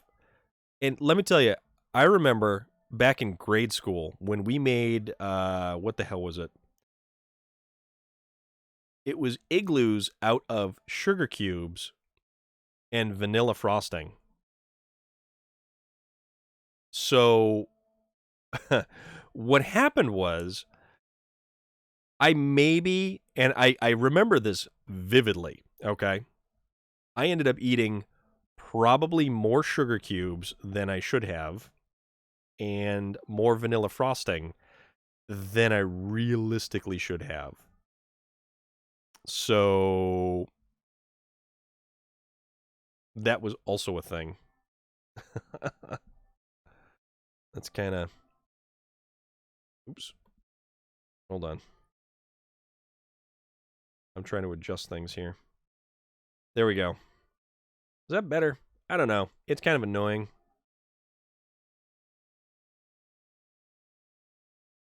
Some weird stuff going on here. Kind of playing with the settings a little bit. Actually, that's a lot better. Holy crap. Guys, it almost looks like I know what I'm doing. Almost.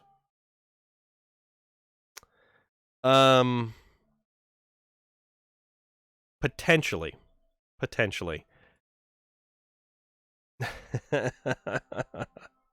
Yeah, okay, that's a lot better. So, I am a hack when it comes to this whole, like, Streamlabs kind of thing. So, well, isn't there a way to get, like, free money in this damn game anyways? There's got to be ways to make free money. But, I'm just, Ginger Snaps, I'm just kind of like here, and I'm talking and I'm playing video games, and it's good times. So, I'm going to probably continue streaming SnowRunner for the foreseeable future, because oh man. I played the crap out of this game when it first came out. Tons of it. Tons and tons and tons of SnowRunner. And then everything else came out after it, so I ended up playing, a whole bunch of different things, much to SnowRunner being put on the back burner. So now that Assassin's Creed Valhalla is wrapped up, we're done with that until something better comes down the pipeline, because we did try the River Raid add-on, which isn't DLC, but it is like free extra stuff.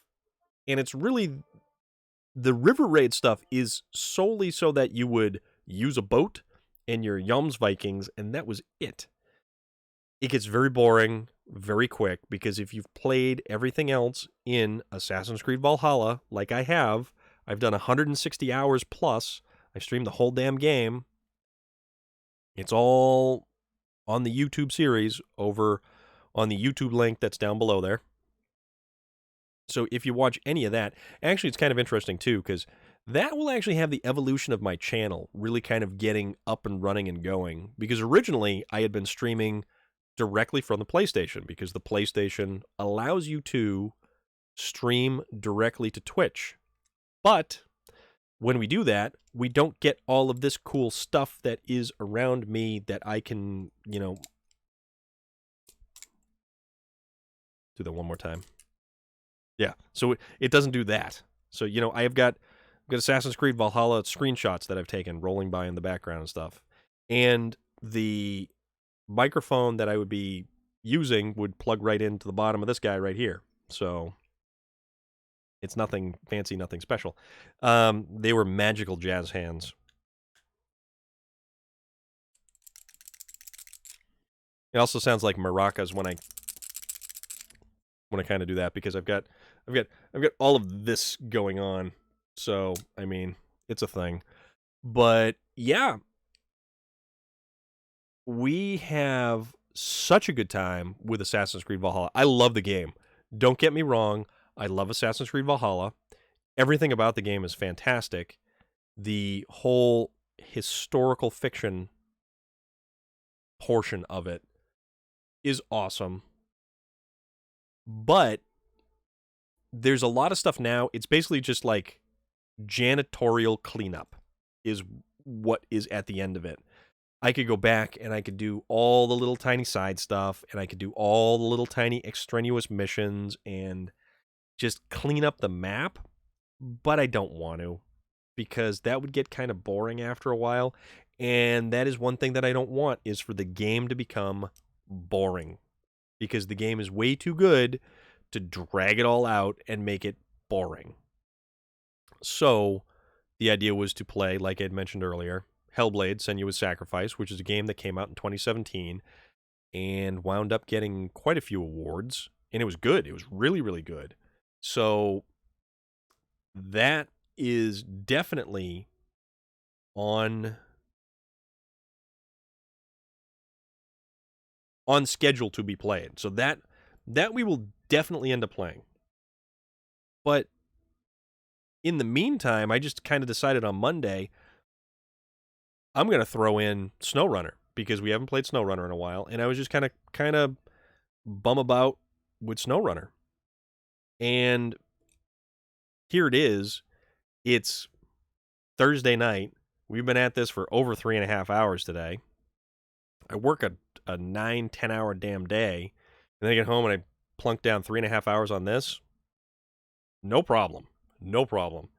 There's been points in time where I played the damn game all day long. Just all day. And it's funny because it was one of the games that actually came out during our first like real big pandemic lockdown bullshit. I was out of work when this game came out. Loader, have a great night. Thank you for stopping by and hanging out. As always, be good, man. We will catch you on the flip-flop, sir. But yeah, it was Doom Eternal that I picked up right before I was basically furloughed or laid off for a period of time. And I played a lot of Doom Eternal, and I was really bummed out, so I played a ton of Doom Eternal. And then we knew that SnowRunner was dropping in April. So we waited and waited and waited and waited, and we got our copies of SnowRunner, me and a buddy of mine. And my buddy actually drives the car carrier for our dealership. So he was already invested in truck driving and stuff. He's like a big time truck guy. So if you knew him, you'd know. So we got this game, and we played the crap out of this game. And we would, hop in the multiplayer and everything else. And then we mixed in some Borderlands as well, which Borderlands in a group was really the only way to play Borderlands, because solo, it just got really, really boring. Relic, dude, you totally cool, man. Pop in, pop out, talk as much or as little as you want. There are no big overarching rules here. The only rule is don't be a dick. And so far, I haven't had to bust out the ban hammer on anybody about that one. Everybody here, good people. And good people create good things together. And all of you help me create. Don't make me ban you, Ginger Snaps. I will ban you. No, just kidding. It's fine. That's it. You know what?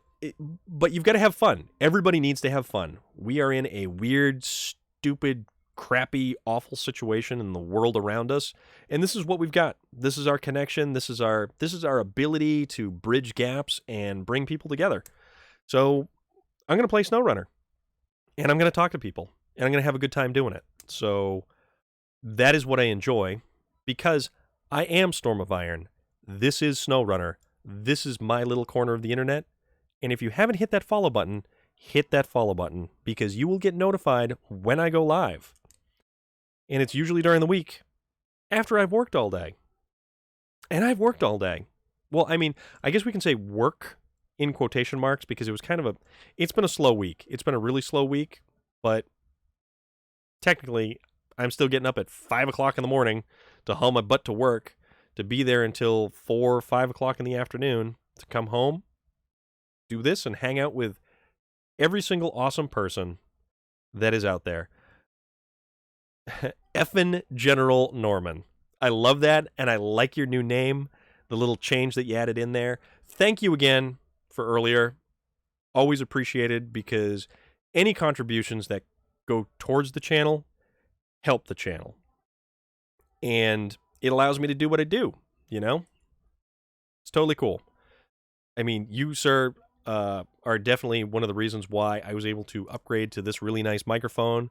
I've got this webcam so you can see all of this thing that's happening right here. So I can converse with everybody, and you can see my wild gesticulating arms and such. So there is that. Norman is a dude who is MVP in a lot of places. I have the face for radio, and don't you forget it, Ginger Snaps. But guys, thank you so much for following along. It's been a great night. It's been a great week. Everybody who's been here this week, okay. So the one that I did get is, I'm trying to, hold on. Let me, let's make this a little bit easier. So this guy, hold on, trying to find a good, I can't.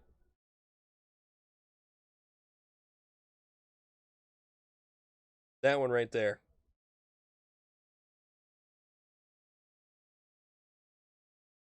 Contorting myself just a little bit. So that's the Velk nut. It's kind of a symbol of Odin. It's kind of a, it's the warrior's knot. Well, I'm trying to like, I'm upside down and I'm like reversed here. So, but conveniently enough, this is not reversed. There we go. See, Jaws. Yep. But I mean, we've got everything that rides all the way down. And of course my microphone is blocking me. And this goes all the way up. So we've got all kinds of neat Norse mythology and, symbolism and stuff like that. So it's pretty cool. My artist, who I saw a couple weeks ago, I think 2.5, 3 weeks now, he's supposedly designing my next one. So we'll see what he comes up with for that. Oh, you get the Triforce? That's cool. And it's stuff like that. Once upon a time, you would have had people who were looking at like video game symbols and stuff like that going, why would someone ever put something like that upon their person? Pass me the Grey Poupon. But, it's cool stuff like that. Symbols mean something to people. Symbols totally mean something to people. And what might not mean the same to somebody else, is different to another person. And video games mean something to people. We are a generation that grew up with video games in our lives. We didn't come into it like halfway through and go, oh, Atari 2600. How do I operate this one button? No. Oh my goodness, that's a keyboard. How about we henpeck the letters in the QWERTY row? No. That's not what we do. We are a generation that grew up surrounded by all of this cool stuff. And if a tattoo memorializes the cool stuff that you've seen or want to remember or want to show off in your life, do that. That is important. If you know an artist who creates things, who, you appreciate what they do and what they put out there, support that. One of the amazing people that I've had the pleasure and the luck to actually come across is Jim Henson's cartoonist. And he did the Muppets cartoon comic strip in all of the papers around all over the place it was in like the 80s, I believe. His name is Guy Gilchrist. And you can look him up. He's got a website. He's on social media. And he still, to this day, continues to draw and will take commissions. And he makes the convention circuit. Well, he did make the convention circuit when life was life. So he might draw Yosemite Sam or Bugs Bunny. And you get some people who look at, well, that's just a cartoon. That's kids' stuff. Guess what? Those kids grew up into adults. And you hung on to those memories from a long time ago. And you know what? Maybe you liked Yosemite Sam. Maybe you liked the Tasmanian Devil. Maybe you thought those were the coolest things in the world. You know what? Wouldn't it be great if, say, Jim Henson's cartoonist drew you a Yosemite Sam or a Bugs Bunny or Tweety Bird or Sylvester or a Mickey Mouse or anything like that? I mean, come on. That's awesome. It's so awesome. And I'm lucky enough to have been able to get a bunch of his artwork. And maybe one of these nights we'll actually go through some of that stuff. I love it. I love that stuff. You know, and even going further, there are generations of us that, you know, we existed when cell phones existed. So there's a generation of small humanoids running around out there that don't know what life was like before a cell phone. Or, you know, hey, what's that weird flip phone thing? What's that funny phone with the weird, like, dial thing? Oh, the rotary phone? How do you use that? So, it's cool. It's definitely cool. Life is life, and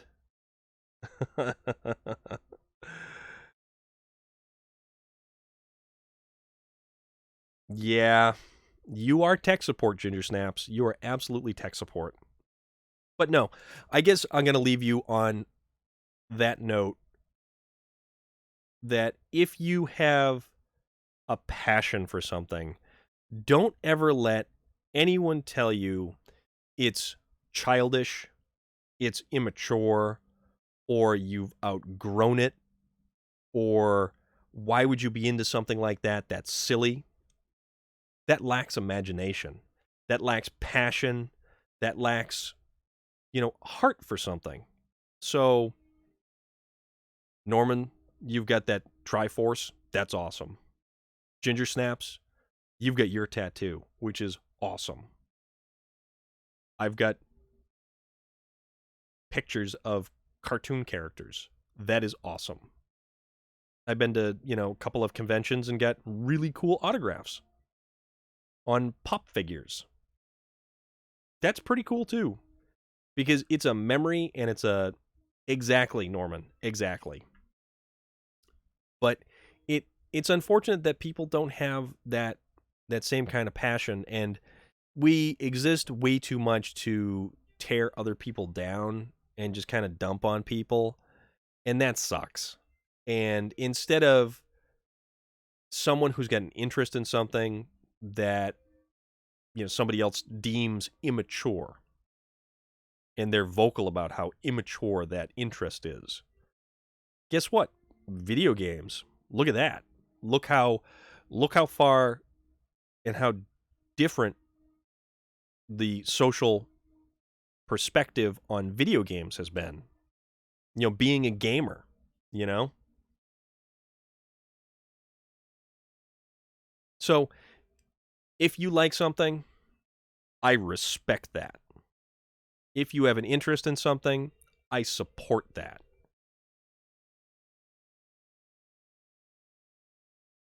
And this is my jam, man. So, and we have a good time doing it. So, that said, I'm Storm of Iron. This was SnowRunner. And Norman, I believe you called this Storm Chat or Storm Talk,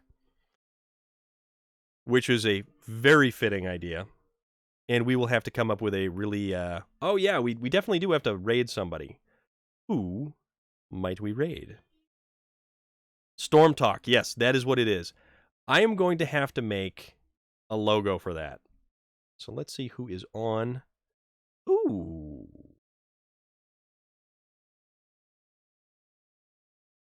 Thank you very much, Norman. Thank you everybody for hopping along. We're gonna raid Mr. B. Patrick Camp. That's who we are going to raid. So we're gonna do that for now, and we might be on tomorrow. So maybe after like 6 p.m., 6:30 Eastern Standard Time. So for now, guys, catch you later.